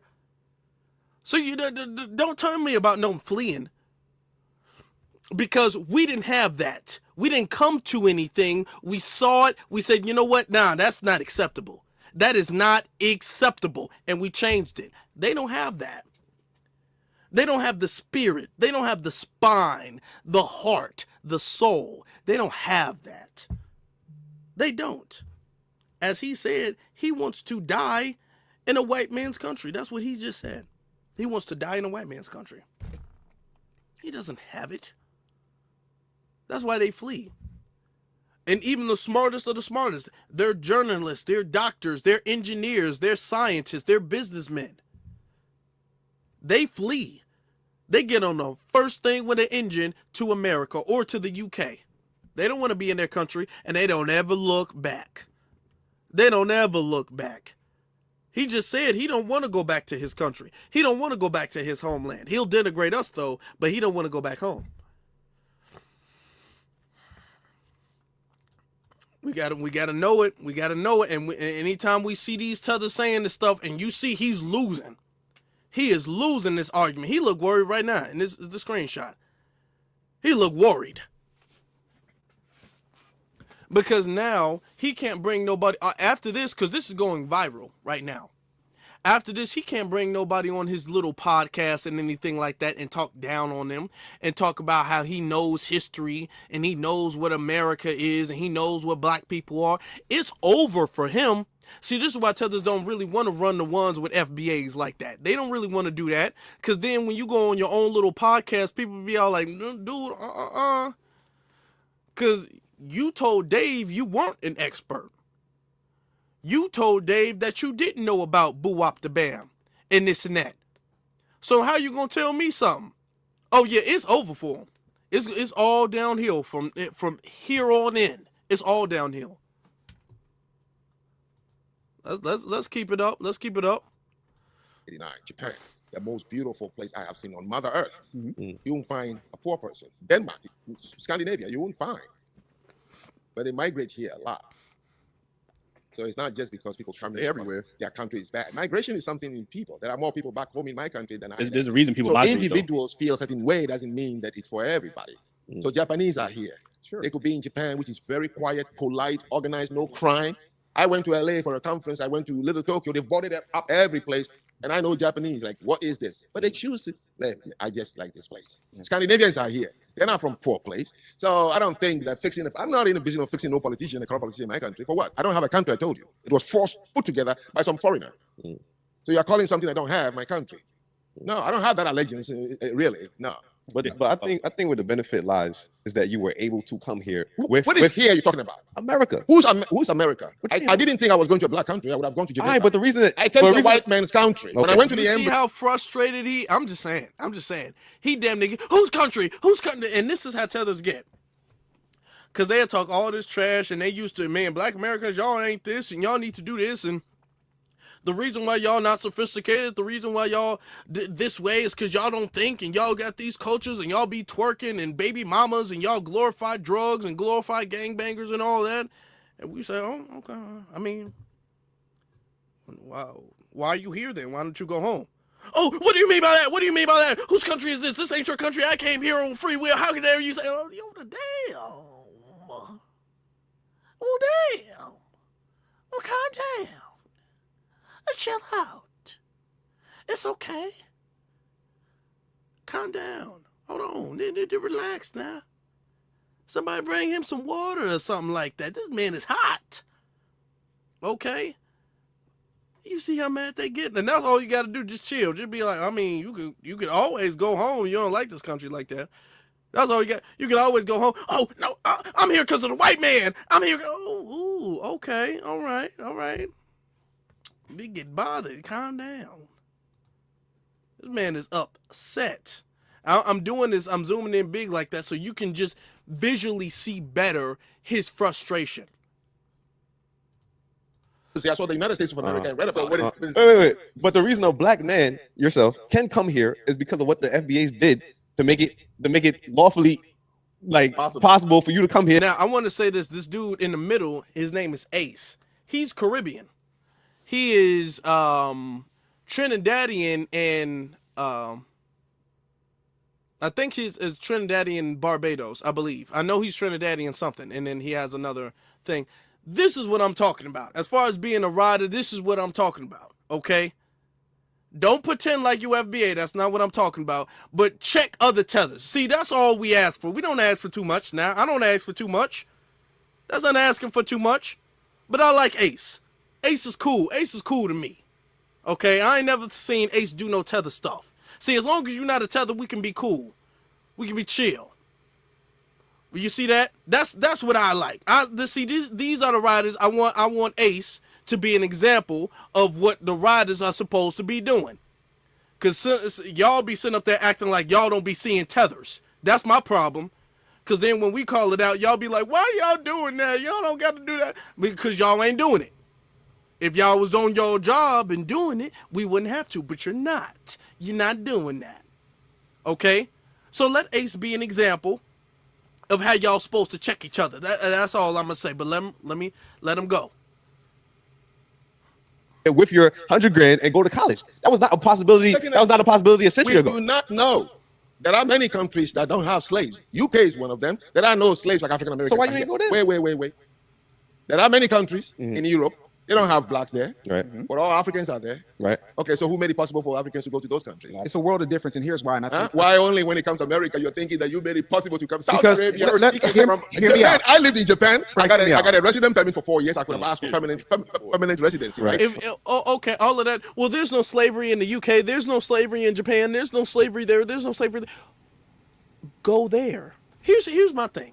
I'm going to say this before I let Dave, because Dave about to get him again. Because you know Dave be cooking them. I'm going to say this. If you don't want to go to Benin, you don't have to. You don't have to go to Benin. If you don't want to go back to your homeland, fine. You don't have to. Nobody's making you go back to your homeland. But you can't stay here. That's where I'm at with it. If you don't want to go back to your homeland, fine. You don't got to go back to your homeland, but you got to go. Okay, the term, you ain't got to go home, but you can't stay here. That's where I'm at with it.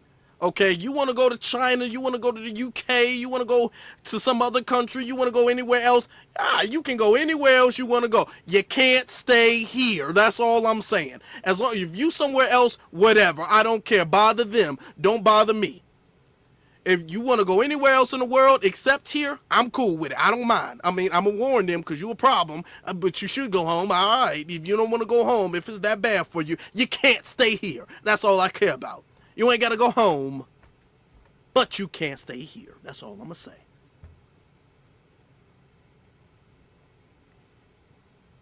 They would have granted it to me, same as in China. There are today 14,000 something of Africans living in China. Right. Okay, what I'm saying is you go to the 46 countries in Europe, you find almost in every one of them that Africans are there thriving, working, doctors, students, and everything. Right. It wasn't no black person that is there to make it possible for them to come. So we can't say that if you were not here, therefore blacks wouldn't come to America. So that one is not a good point. But you have a question. No. You're bringing up a hypothetical. After we have changed the world and invented civil rights that the world now copies. So you can't say that because you're taking the history out of context. The context is that you weren't allowed to come over here until we fought for the rights. You can't omit that and create some distorted, alternate version of the world and say, well, yeah, that would have happened regardless. No. But it didn't, though. It's not even a question, right? So the 13th, 14th, and 15th Amendment. The 13th probably really doesn't apply to you too much because you were never enslaved, but that abolished slavery. 14th Amendment, just because I want to make sure I get this right, is birthright citizenship, right? Because we were denied rights after slavery, right? The 15th Amendment is voting rights. The Civil Rights Act that got put into law was because my people, you know, my mother's generation, my father's generation, fought for you to come over here. No. No, yeah. No. Yes, They yes, fought for yes. their freedom. I was never informed, sent any letter in Africa that you should come to America. I'm just telling you, nobody fought for me. You were in a condition you need to fight for your freedom. And so you fought for your freedom. Benefit from But you benefit from that fight. I've given you an example. There are many places I have lived. But we're not talking about many places. Okay? This is unique So this for two is reasons. one of them. What makes you think that if you're not here, that America wouldn't allow black people to come here? Why Because we were the ones who fought to make. No. Southeast Asians are not white. Frank, you gotta let me rock. No. You see how he's getting upset. Oh, he's getting frustrated. And that is first off, with the 13th, 14th, 15th Amendment, you wouldn't want to come over here if they didn't have that. Just to keep in mind, let's say tethers could. Y'all wasn't trying to come over here in the 1800s and just live here and kick it here and have a house here. Y'all wasn't trying to do that. Y'all wasn't even trying to come into the 1900s. Y'all didn't start coming over here until after the Civil Rights Movement. Not only because there was no rights and stuff like that. First off, you couldn't, but because y'all didn't want to. And it was the Civil Rights Movement that forced the Immigration and Nationality Act. Y'all can Google that, the Immigration and Nationality Act. And that expanded the immigrants that were coming over here, because legally, according to the federal government, as far as immigrants, there was a quota, and the quota excluded African and Caribbean nations.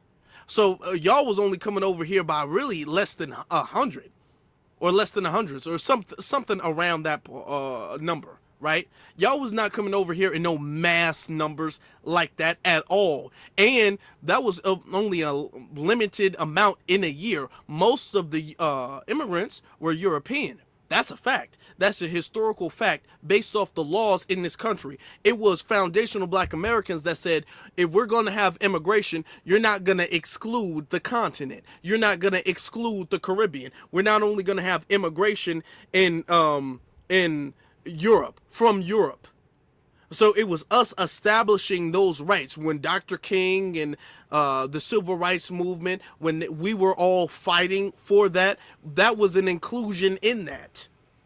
And then after that was done and established, then y'all started coming over here. So quite literally, y'all wouldn't be over here. Number one, you wouldn't legally be allowed to. Number two, you really wouldn't want to.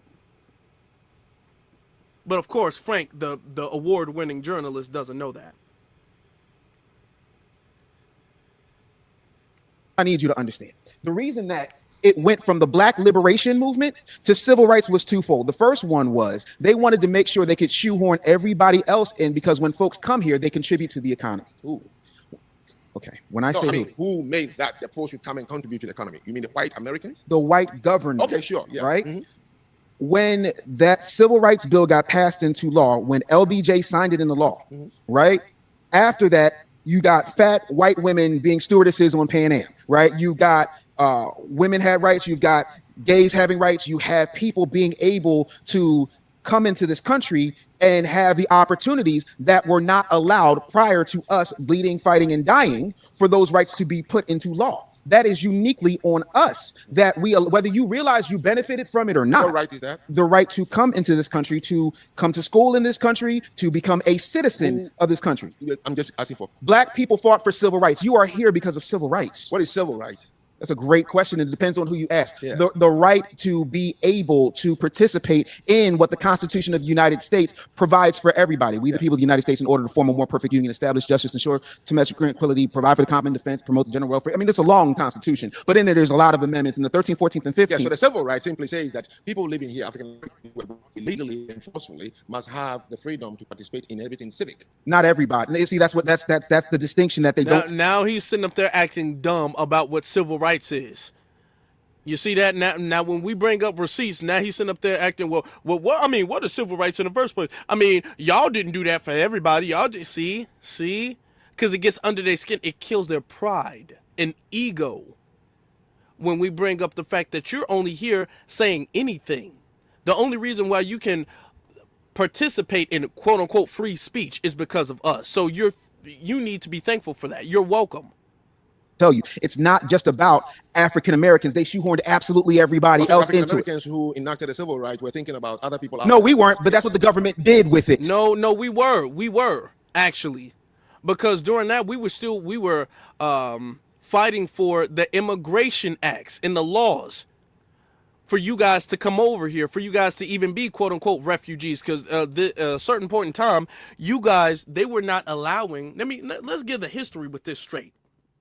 Because a lot of y'all come over as refugees and other stuff like that. It was only for us, because it doesn't matter what was happening to y'all. The country was not allowing no African refugees, Caribbean refugees, no immigrants to come over and be nationalized. Hell no. Hell no. There was a very small quota where y'all was able to come over here. It was, no. It was only up until, and then on top of that, the ones that were coming over here, they were the fastest to get deported. Oh, they were deported instantly. They were on such a thin leash. The ones before the Civil Rights Act, the African and Caribbean immigrants before the Civil Rights Act, a lot of them was getting shipped up out of here the second they bucked the system. Okay, now you still have some solid brothers like Kwame Ture and them who didn't. Okay, and who actually did stand on truth and justice. But it was for us being all like, hey, y'all not going to sit up here and mistreat the African and Caribbean immigrants. We were the ones doing that.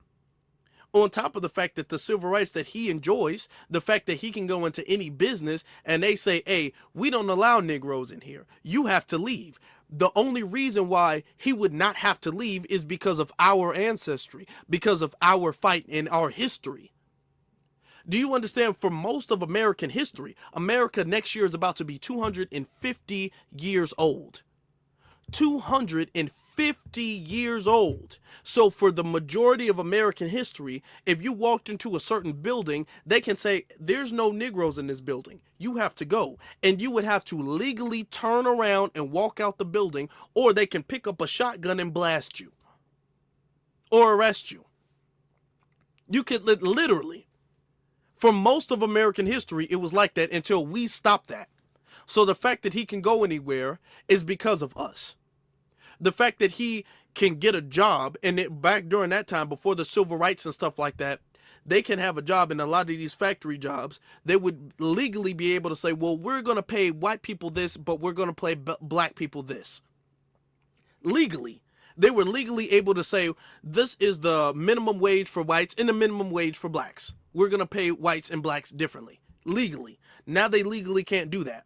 Legally, any employee that they hire, they have to hire. If there's a minimum wage, the minimum wage has to be universal, despite the race, gender, all of that stuff. That's because of us, okay? There's certain positions that black people like, oh yeah, well, that position's not for a Negro. Negroes can't sit in the office. Negroes can't be that. You have to be the paper boy. Legally. And we said, no. This country that we built ain't gonna be like that. And it was us saying that fought against that and dismantled that. And he's benefiting from that. Now he wants to deny being the beneficiary of our work. That's cowardly too, that he's doing what he's doing. That's what I'm trying to it's not about whether you extended an invitation or not. You are trying to make it more important. If I buy you a ticket to the Yankees game, you didn't buy the ticket, or you didn't ask to go to the Yankees game, but you're sitting in the stands. It's saying you still benefit. You still benefit from it. Whether I did it, I don't believe it, and therefore whether you believe it or not, I don't believe that's a camera. It doesn't stop it from recording us. I've also showed you that other countries, 196 countries on the surface of the earth. Out of that, 46 or 48 of them are white countries. You go to any of them, you find out. We didn't wait to see, oh, black people are here waving flags and saying now you can come. Why the fuck y'all wasn't here when we was out here getting our ass whipped and hung? Okay, I don't know want to talk about the conditions people face and what they fought for. It's one thing, I respect it. It don't sound like acknowledge it. But now you're because you're benefiting from it.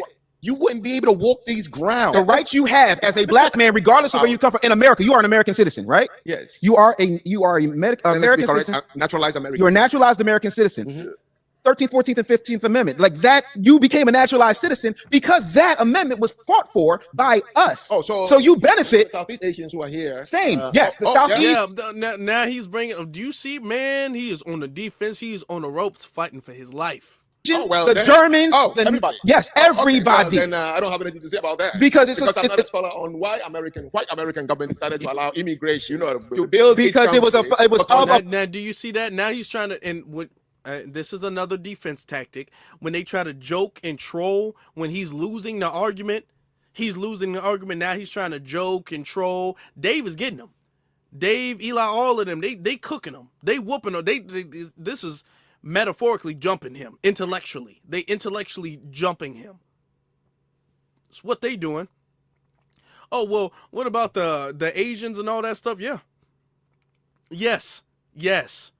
Everybody, every single person benefits. Even the white immigrants benefit from the 13th, 14th, and 15th Amendment. Everybody does.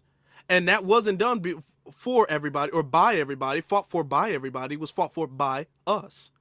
So yes, it was us who did it. Now he's sitting up there like, oh, well, I don't have nothing to say about that. Well, first off, I don't know why you saying that it didn't happen, because for most of the podcast, you were telling Dave and the rest of them that you didn't know anything. Now, a bunch of history, when Dave was bringing up history that happened to us, atrocities that happened to us, he was saying he didn't know anything about that. Oh, I don't know about that. I don't really know about that. I don't really know about that. Okay, now when we bring up, okay, well, you know what? You're here based off of our rights and our struggles. Now he'd be like, I don't believe it. Nope. And he's plugging his, la, la, la, la, la, la, la. That's what he's doing. Oh, now you don't, now you know. Now, he's not giving a counter as to how he would have gotten here without the 13th, 14th, and 15th Amendment and the immigration acts that we fought for. He's not giving a counter. He's not saying that anything that Dave, Eli, Ace, or Jew is saying, that's the light-skinned guy, he's not saying that anything they're saying is factually incorrect. He's just playing like dumb, and I don't believe it. Is it like a child? He's being childish. No. Like a child. Financial benefit. It was of a financial benefit. Of course, that is one of the things America did that is so unique from other countries. They knew the land they have taken and the country they want to build. Of course, every country on the surface of the earth builds into its system a form of immigration. Even the most homogeneous, like Japan, they always know what immigration does to a country. And so if you're going to go on telling everybody who is here it's because of us, then fine, I wouldn't argue at that. You did. I mean, my whole thing is everybody. Then I think no, but the thing of it is, it's a historical fact that whether you recognize it or not, there is a debt of gratitude to be paid to foundational Black Americans who got their heads cracked in, who got beaten and lynched and had dogs sicked on them, still happens. You know, where that right would not have been available to you, that privilege would not have been something that you would have been able to have taken advantage of. You would have wound up in Oxford if it wasn't for that. That's a historical fact. It's not. I don't know. And again, government of America, white government of America, had in mind. Oh, now it's back to the I don't know. Now he's pulling the I don't know again. Okay. You do, because it's a fact. You've been here too long not to know this fact. This is a fact they teach in school. They teach about the 13th, 14th, and 15th Amendment in school. You've been here way too long to not know that. Right, and I think that's why that's important for us to have these conversations, because it's about learning both ways. There's certain things that I know Europeans migrated here. Sure. I know Arabs migrated here. Migration is migration. So I don't know. So I can't speak about it. But if you want to take the credit, but you understand how Black people was treated in this country, right? Understand? It's pointless. You understand, right? Giving backhanded. So you understand how they were treated before we fought for civil rights and the right to vote and the right to. You understand how Black people were treated before all these laws was passed. I do not have to. If you migrated before somebody is in slavery, well, that alone explains itself. Right. Yeah. So if you migrated here before, but you're jumping to say because of that, as if other countries don't give immigration, and you haven't proven that. Other countries don't. If this is solely exclusive to the United States, then we're not talking about other countries, though. You're right, but it's not exclusive to the. No one said immigration. That's a bit of a straw man. Immigration. That's a bit of a straw man. That's a bit of a straw man because they know that there are many talented skills. They have to import it, even if it means by force. They bribe. Japanese did it. But how you think you would have been imported in this country had we not fought for these rights? What right? Tell me the right.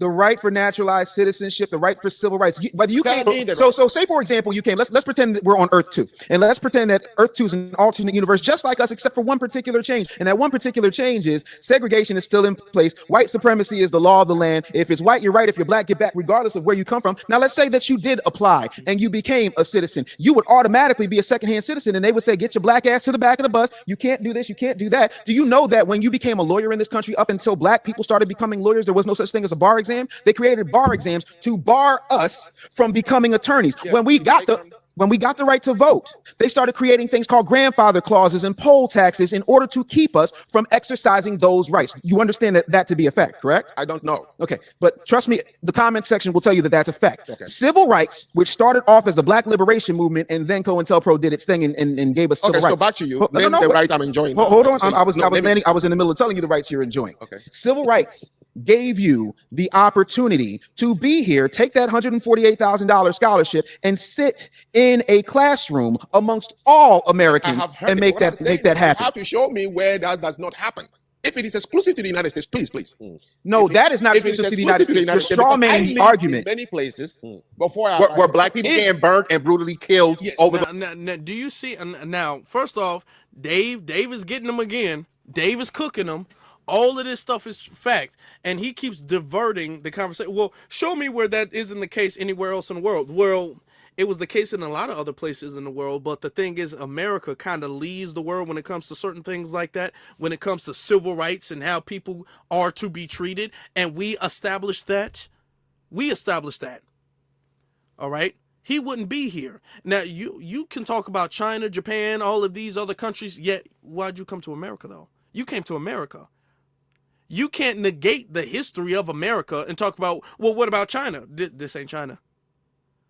Well, what about the UK? This ain't the UK. Well, what about this? This ain't that. We talking about America. That's where you chose to come to. And this is the history of America. We need not concern ourselves with any other country or any other country's history. All we got to focus on is establishing what the truth is in America. And what the truth is in America is that none of y'all ass would have been able to come over here and benefit from anything. They didn't want y'all. They didn't think y'all were smart. He's talking about immigration, and countries wanting immigration. They don't think you smart. And his whole argument, and this is how Frank contradicts himself, because Frank's whole argument is that they're not. Frank's whole argument is that black people around the whole world are dumb and are less sophisticated than every other ethnic group, less sophisticated than Asians, less sophisticated than Europeans, less sophisticated than Indians, even though Indians are Asians, but Chinese, Japanese, Indians, all of these other places, all of these other communities. We're the least sophisticated, are like the eugenists. Okay, saying our brains and our IQs are lower. That's his argument. So according to his own argument, this is how you catch him. Because according to his own argument, if that's the case, the Europeans wouldn't want you here in the first place. Why would they want you here? They could bring an Asian. You just established in your argument that Asians are smarter than you. So why would they bring you instead of an Asian who wants to come over here? The only reason you're over here is because they can't discriminate and they have to allow you to have the opportunity. The opportunity would have been closed to everybody in Africa, if it wasn't for us. The whole continent was written off and was marketed to be primitive and degenerate. And it wasn't until we fought for the rights for y'all to come here, for y'all to benefit anything. So you can bring up Asia, all that stuff you want to. That don't change the history. That don't change the history of anything. Let's let them. First off, let me get to some of the other super chats for a second, because I don't want to miss out. Okay, tell it like it is, my brother. He says, an intellectual bushmeat babble. Very hard for us to swallow. He got awards from his village. Yeah, fake degrees, fake awards. I believe it. Thank you very much, brother. David says 12 years versus 400 years ain't even close. True. Put that into context. And we ain't ever got reparations, but meanwhile, they've given the small hat people 174 billion of our hard-earned tax dollars, quote, tax dollars to date. and they got $4 billion every year from the U.S. They do, and you don't hear nobody complaining to them that they shouldn't get it, that they don't deserve it. Robert, thank you very much for that. Robert says, if you went in a lab and wanted to create the perfect tether, you'd come out with Frank Zanu. You probably, yeah, I agree. He got the look, he got the accent, he got everything. This dude is the prototype. He is. And boy, Hannah, shout out to Hannah. Hannah says a 250 super chat. I love Hannah. Shout out to Hannah. Hannah says, I appreciate all of the work and time you give to our culture and be proud and informed. Okay, to be proud and informed. God bless. God bless you, Hannah. Thank you very much, beloved. Thank you. Tell it like it is. Again, my brother, he says, so Frank contradicted himself. He did. Earlier, he asked why FBAs didn't return to Africa or violently erase them folks. Yet he admitted wanting nothing transaction in the white man's country. Nothing transaction in the white man's country. That's true. He admits he wants to be docile and wants to be submissive and wants to just, quote unquote, die. In America, that's what he said he wanted. That's what he said he wanted. And now he's sitting up there judging us as to why we're fighting. Contradicting himself. Those places. No. Were they black people shipped over there, burnt, killed, destroyed, and abolished every opportunity they have? Was that happening in those other places first? You talking about these other places? Yeah. The American experience is unique. Yeah. You can't compare to these other places. Okay. There is something you're missing. I think you understand. Hold on, When you take somebody as a slave, as it happened in Northern Europe, the whole of Northern Europe slaves, right? As it happened in Africa between tribes, as it happened in Asia with the Mongols, as it happened in the Middle East with the Ottoman Empire, slaves have been taken. The condition is never something anybody is ever comfortable with. So what you're describing, my head was busted. Yes, you are in a slave condition. They took you and they said, you're going to be my slave. Let's now begin to say what they did to me. But you're trying to make an argument that, when slavery was over and I fought for civil rights, it's why you came here. I would buy that argument. I'll bow to you if you told me that was exclusive to the United States, because other countries do not allow black people to go to anywhere, which is not in the case. Now tell me what I'm benefiting. Again. No, he said. Okay. There was slavery in other countries and everything like that, but let's be real, because you're taking this out of context, and he's doing this deliberately because he's frustrated. You can still see he's very frustrated. He is incredibly frustrated because, let's be honest, even when it comes to immigration, these other countries that you can go visit and work for, you can't be a citizen. America, as far as citizenship, America allows immigrants to be a citizen a lot faster than these other countries, and they all know that. Go to China, from an African immigrant going to China and trying to be a citizen. Do you guys remember, let's put this into context. If he wants to be all like, well, there's African immigrants all over the world, first off, that wasn't a thing until very recently. African immigrants weren't going all around the world like that until very recently. That's a very recent thing. Do you remember when Russia and Ukraine first started getting into it and they started shipping off Russians to safety, and they were discriminating against the African immigrants? They were not treating African immigrants like citizens. They were putting Ukrainians on those trains and shipping them out the country because there was missiles blowing up the cities. And you saw a bunch of the Africans sitting up there like, hey, can I get on the train? And it was like, no, you got to get off. This is for the white Ukrainians only.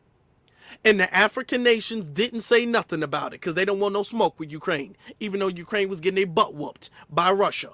They still didn't want no smoke. It wasn't a single African nation to go to the UN and talk about that, to speak up on that. Do you remember when the pandemic first broke out and how you had in China, the Chinese immigrants or Chinese natives start kicking the Nigerian immigrants out of their hotels and out of their apartments? They start evicting specifically the Nigerian immigrants. Not all immigrants, they weren't doing it to the white ones, specifically the Nigerian ones. Started banning them. They couldn't go into stores or all of this stuff. They all over the place. So when there's a crisis, they all start to openly discriminate against them. Now in America, when there's a crisis, they can't do that. They can't put up signs to say no Nigerians allowed. Legally, they can't do that because of us. They can still do that in China. They can still do that in China. They can, and there's nothing you can do about it. Ain't nothing you can do about it. If they have a store that says, hey, no Nigerians allowed, your ass couldn't go in there. Ain't nothing you can do about it. If that happens in America, there's something you can do about it thanks to us. Thanks to us. You could, if they did that in Ukraine, ain't nothing you can do about that.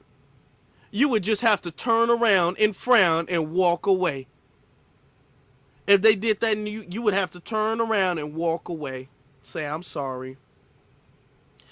In America, if they told you to sit in the back of the bus, if you said no, now, because of our sister Rosa Parks and the civil rights movement, now you don't have to sit in the back of the bus. In the UK, they can tell you to get your ass off the bus, and you would have to get up and walk off the bus, and ain't nothing you can do about it. Those speeding trains they have in Asia, if they said, hey, you know what, there's too many black people on here already, you're going to have to get up. You would have to stand up, grab your bags, and walk your ass off that train. And there is nothing you can do about it. So don't talk about, well, there's immigration anywhere. No, but there's not civil rights everywhere. There might be immigration, y'all might be workhorses, but you all are not at all treated like citizens. Not at all. The reason why you're treated like a citizen here, which is why you're here in America, is because we fought for the rights for you guys to be treated like citizens. There's a reason why y'all not trying to immigrate everywhere else in the world, because everywhere else in the world, you don't have civil rights. And you can be openly discriminated against. Over here in America is the only place you cannot be openly discriminated against. This is why you come over here. So don't bring up no other country, because you don't want to go there. You want to stay here. So if you want to stay here, we're talking about America then. With your ungrateful ass. These tethers are so ungrateful. They are so ungrateful. And he is literally fighting for the right to be ungrateful. Please, go ahead. I'm telling you. No. Name it at items, please. Just name the item. That you're benefiting from. Yes. The reason that you were able to... No, what is the item? It's a business relationship I have with the United States of America. Mm. Brought money, I pay taxes on my money. The reason you were able to do that is because of... I'm asking you, give me the benefits. I can't. He said, do you understand that, and we can do this, look, do you understand, you're talking about the money and all that stuff, do you understand that before the civil rights movement, a bank, Chase started with slavery, Bank of America, Wells Fargo, I can go on for a long time, and he did. And these are gaslighting arguments, because these brothers keep bringing up receipts and bringing up laws and bringing up facts and bringing up history, and all he's saying is, I don't believe it. No. Like a child. No. That's all he's saying. He's acting literally like a child. Do you understand? There was a point in time in this country not long ago where Chase, if you walked in and said, hey, I want to make an account, they say, no, we don't make Negroes accounts. You can't bank here. And your ass would have to get up and walk out. If you went to Wells Fargo, even though Wells Fargo started with slavery, if you said, hey, I want to make an account, and be like, no, you're black. No, go away. And you would have to go away. Bank of America, all of these places. You would have to get up and go away. Do you know, if you were bleeding out and you went to a hospital in this country, that they could turn you around? You could be dying on the floor in a hospital, and they could legally say, we don't take Negro patients in this hospital. You're going to have to go to a hospital that does. Hospitals. We can talk about banks, restaurants, grocery stores, all of these clothing stores, all we want to. I'm talking about an actual hospital. You could be bleeding. You could have a bullet hole in your chest about to die. And a nurse and a doctor could say, we don't have to take Negroes. You got to go away. And you would have to go away. And it was only up until the fact that we fought and said, hey, hospitals can't do that. That's wrong. That's the reason why anywhere you go to, insurance or no insurance, you bleed out, you can go to a hospital because of us. Because of us. See, we got to know all this stuff. We have to know all this stuff. Talk about, well, what did y'all do? What did y'all do? Everything. There's nothing you did. And everything you benefit from is not because of something you did, some work you put in. Exactly. Okay. So let me Frank, here's what I need you to understand, right? Immigration is not something that is unique to America. No one ever said it was. That's a straw man argument. That's not what I'm on. Here's what I am on. Are you familiar with the Nuremberg laws? What? The Nuremberg laws. Yeah, in Germany? Yes, in Germany. Okay. Do you know where those came from? No, I don't. No. See, Hitler went on record. Of course he doesn't know where those came from. He don't know any damn thing, okay? That's so interesting. He don't know where nothing came from. He don't know no history, no facts, no reason why nothing happened. Okay. Let's talk about No. I'm making you got Black Americans. I just want to clear that. You give me too many history lessons. This man has been going on a rant, and every time he goes on a rant, everybody else waits and listens, and they wait for their turn to speak, and then the second Dave or any other brothers start talking, he starts interrupting and cutting them off. He's been talking the whole time about, I don't believe it, I don't believe it, I don't believe it. Dave says, okay, well, let's talk about the Nuremberg trials. Now he's shutting them up. Why? Why? Because he does know about the Nuremberg trials, but he doesn't want to hear it. I can verify. Because you don't know the I'm not history. going to follow you because you're not a history expert. No. So don't give me history. It's like as if you're teaching a high school kid. Just No, ask I'm me not the trying to question. You teach gave a me high school list of kid. questions, and you said we're going to have this discussion. But to go to Nancy, I wasn't born. I wasn't. No, there. I you're can't missing. defend you. I'm Don't trying. do the Nuremberg trial. I am asking What I'm you to tell me. I'm working in this country. What is that one right that you can say I'm enjoying? Okay. You have the right to be a citizen here, which you would have not That is been. for the Americans. They wanted it, and they gave it to Frank, we're gonna let him talk.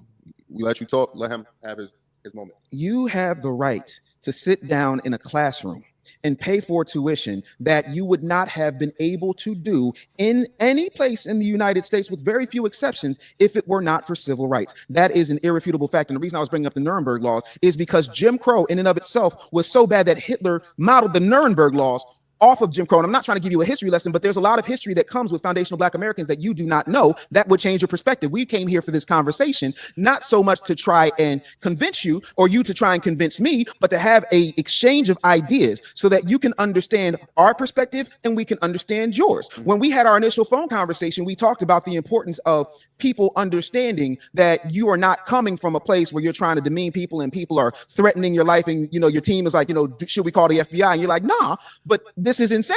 To the point where when we were talking, you said, well, this group, Foundational Black Americans. I said, no, Frank, it's not a group. It's a lineage. That's what it means. What I'm saying. Please ask me the questions. I don't like the too long because the things you're saying, I can't verify them. I wasn't there. So when you say something like that, you're forcing me to say, should I concord and say it's true? No, I'm not trying to get you to agree. I'm trying to give you. No.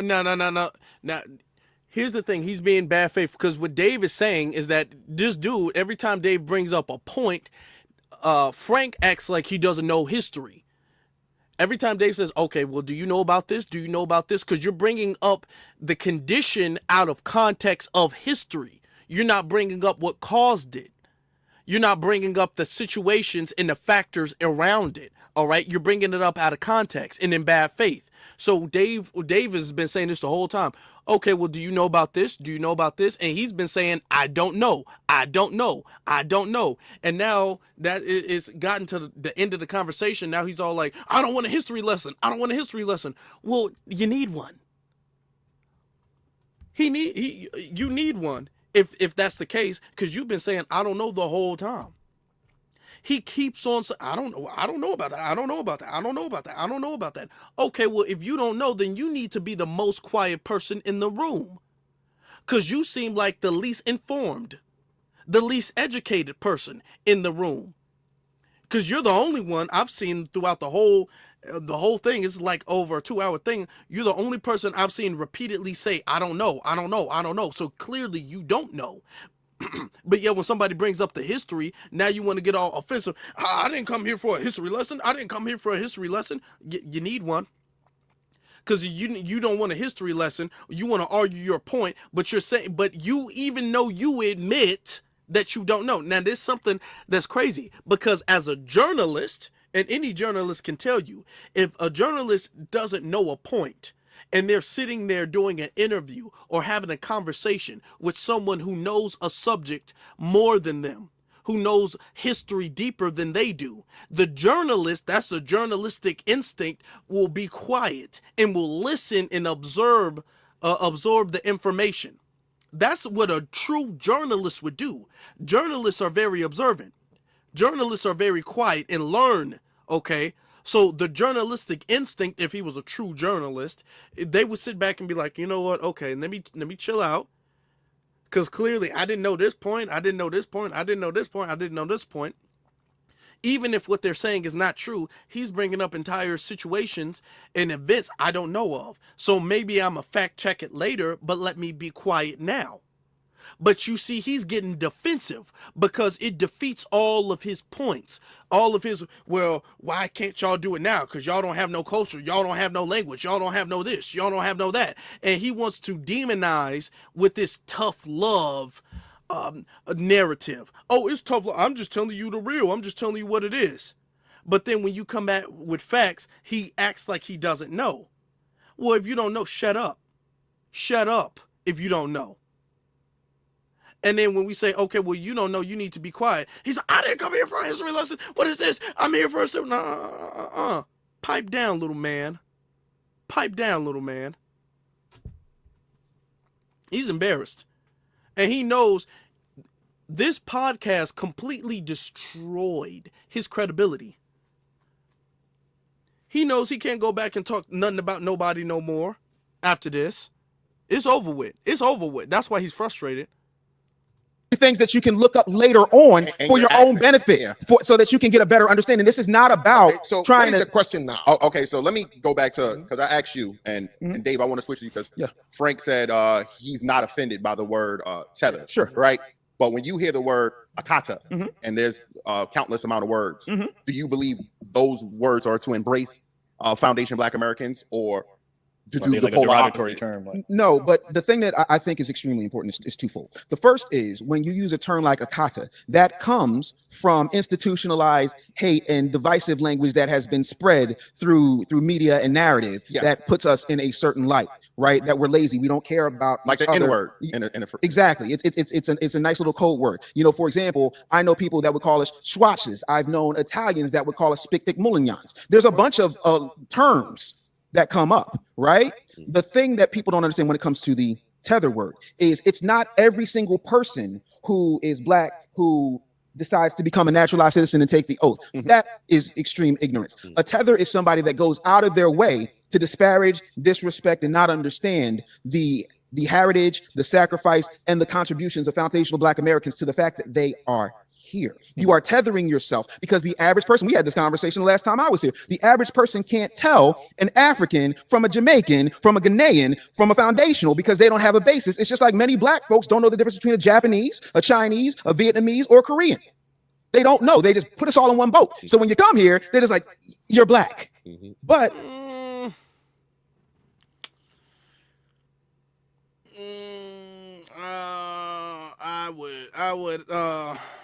I would add that there are some who can blend in. I will give the fact that the Caribbeans can blend, if they don't have an accent, that is.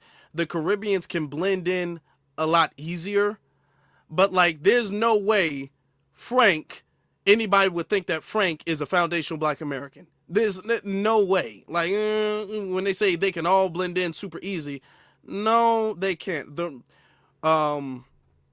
When you talk about Chinese, Japanese, and all of that stuff, yeah, we might not be able to really, if you don't know about the difference between Chinese, Japanese, all that stuff, then yeah, they can very much so easily blend in. They can very easily do that. But as far as the continent, come on, even the folks on the continent, Somalians, we were talking about Somalians last week. Somalians don't look like Nigerians. And they don't look like Ethiopians, and they don't look like South Africans. So, like, okay, come on, let's not do that now. Some of them can blend in, but let's not act like there's absolutely no difference and nobody can ever tell. Like, come on now. Our unique distinction is we did fight for the right for Frank to be able to come over here and sit in the classroom, to be a citizen with all of the rights that are imbued in us, life, liberty, and pursuit of happiness by the U.S. Constitution. We fought for that uniquely, and that part is unique. Immigration is not unique. Having people come and become naturalized citizens is not unique. But Black people and other people, other marginalized groups who are not white Anglo-Saxon Protestants, being able to take advantage of the same freedoms, the same benefits, the same laws that are inalienable God-given rights according to manifest destiny in the U.S. Constitution is uniquely because of what we fought for. Therein lies the difference. Do you agree with the term Akata being used in a way to disrespect or harm in a harmful way? Oh, no. You know, so many things happen with that word. Okay, even some of us, if you use the same word in the Ghanaian, one of the Ghanaian languages, or one of the Nigerian languages, or on and on and on. It was a movie with Wesley Snipes, I believe, that poisoned that word. Because when he said something in Yoruba language and the guy asked him, what did he mean? He translated to him and said, he's a cotton picker. Yeah. And then Wesley Snipes swung at him in that movie. I hated the whole thing. Okay. But if you go to any of the West African countries, especially Ghana, in the airway language of Ghana. No, it wasn't Wesley Snipes that did that. No. Don't put that on Wesley Snipes. Don't do that. Don't do that. Don't put it on Wesley Snipes in that movie. No. Because that was already a derogatory slur before that. That's why that movie had that word. They didn't turn a positive word into a negative. That's not, no, don't do that. Don't do that. And if that's the case, Africans didn't have to continue to use that word in a derogatory manner. Nobody makes Africans use the word Akata or the other words in a derogatory manner. They do it because they want to do it. And it wasn't because of Wesley Snipes. Most of them don't even know about the movie where that was where Wesley Snipes had that word. Most of them don't. So they use it off rip. So no, don't do that. Your name is Amayibo Yovo, the black white man. The black white man? Yes. Why is that? That's the name in the airways. That's what they call African Americans. And is that what do y'all call the Caribbeans then? Why do we have a specific term? What are the Caribbeans called? You must understand that United States and Sub-Saharan Africa, things that happen. Not answering the question. Came in with Maya Angelou, yeah. The 60s movement was never between Caribbeans and what is it called? Africa. It was between American blacks and Africa. So we came to see more of you. Now, the word gaijin. Does anybody here know the word gaijin? No. So gaijin is Japanese word for foreigner. Gaijin. Gaijin is the Japanese word for foreigner. Do you know when you are a foreigner to Japanese? I've heard be called a foreigner. Then no, black, you know when or where they will refer to you as a foreigner. When you're not born there? No, what I mean is when a Japanese. Anyway, when the Japanese definition of the word foreigner is not when you visit his country. What is it? If 4 Japanese come to the United States, they refer to everybody here as gaijin, the foreigners. Because gaijin means those who are not like us. Okay. So it's not only when you go to their country. When they are in your country, all of you are gaijin. Okay. So you're asking me, now we're gonna stop that there. Stop that there, because this is what he does, and this is the tactic. This is the tactic that he does. All right. Because if that's the case, they would call, if with the same principle, they would call everybody an Akata. If Akata just meant foreigner, everybody who's not from that country, Ghana, Nigeria, would be referred to as an Akata. Yet Akata is exclusively reserved for foundational black Americans. They don't even call the Caribbeans an Akata. And when Eli asked him, he was all like, well, why don't y'all call the Caribbeans an Akata? Then you see, the Japanese, no, we are not talking about the damn Japanese. You see how he reverts? Now he's talking, well, and you see, in Japanese culture, this ain't Japanese, you're not Japanese, we're not Japanese. Why are we talking about Japan? Why are we talking about what Japanese people do? Nobody in this conversation is Japanese, nor are we talking in Japan, nor is this podcast in Japan. So why are we talking about Japanese people? And he does that to divert from the fact that Akata is a slur. It is. And it's a slur because it's used as that. It's used as a derogatory word, specifically for us. That's why. And he keeps bringing up other countries to deflect. That's his entire argument. Anytime somebody brings up an American history or American fact or something that happens between Africans and FBAs in America, he keeps reverting to, well, China, Japan, well, UK, well, England, well, London. Well, no. And this is his entire argument. And every single time that happens, get him. Every time. Get him. Every time. Now, he's going to keep on doing that, but y'all get the gist. I feel like we got the gist of that. He was completely destroyed. He was absolutely destroyed. Let me get to the super chat real quick. Let me get to Lisa. Lisa says, their only concern about us because of reparations that we are fighting for. That's very true. This is why we got to shut this stuff down. Because he's going to be one of the people who go up and say, well, black people don't deserve reparations. And if we had it, he uses we when he wants to talk about everybody. If we had it, we wouldn't know what to do with it. And shout out to them brothers for shutting that down. Okay? Big round of applause. Big round of applause to them brothers for shutting that down. This is what we do. And we got to shut any type of disrespect to the lineage needs to be taken as a threat to progress. So we can't be all like, well, it's not that big of a deal, because it is. And I'm not talking about every single tether online, because we do got a lot of time wasting tethers. And we do got a lot of attention seeking tethers. We got a lot of tethers that are just going to do things and say things just because it's going to get them clout. Just because they know it's what's the term they use? Rage bait. And they do things and say things out of rage bait because they know FBA is going to come in there and get on them in the chat room or in their comments. And they know for a fact that boosts the algorithm because that's seen as engagement. So they do it for that. And they make a little bit of money on TikTok and YouTube and all of that. So it's not beneficial to engage with all and every single tether every single time to the maximum degree. No. However, we do have to realize when the ones who are pedestalized, when the ones who are given fake awards and all of this stuff, when the ones who are propped up and weaponized, those are a problem. It's him. It's the Candace Owens and all of them. Those are the ones who be going to the colleges and the universities and all of that. Those are the problem. Those are a problem. So we got to get on them about that. We have to get on them about that because those become a big problem. So you see all the time, because there's so much to talk about as FBA. We got so much business we got to handle. We got so much to talk about. I don't even have enough time to talk about all the stuff that comes up.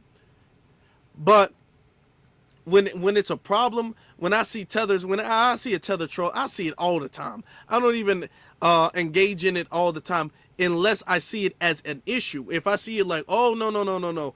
This point right here is a big point.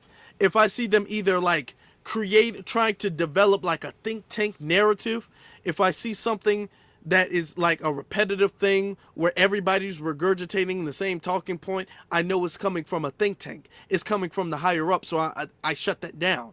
Or if I see somebody like Frank Zanu, who is being promoted and pedestalized and given awards, and the reason why they give him awards is because that bestows some form of legitimacy and credibility. When I'm seeing the dominant society prop up and give credibility to certain tethers, I know they're doing that because that tether is going to be problematic. So I shut that down. So when we see somebody like Frank saying something like that, shut it down all the way, 100%. 100%. I want to give a shout out again to those brothers who did that, because Dave and the Daily Wrap Up crew, they shut him down. And he was embarrassed. He was frustrated. He was beside himself. He was yelling. He was damn near tossing and turning in the chair. So shout out to them. And I'm going to give them another round of applause, because I like what they did. I like what they did.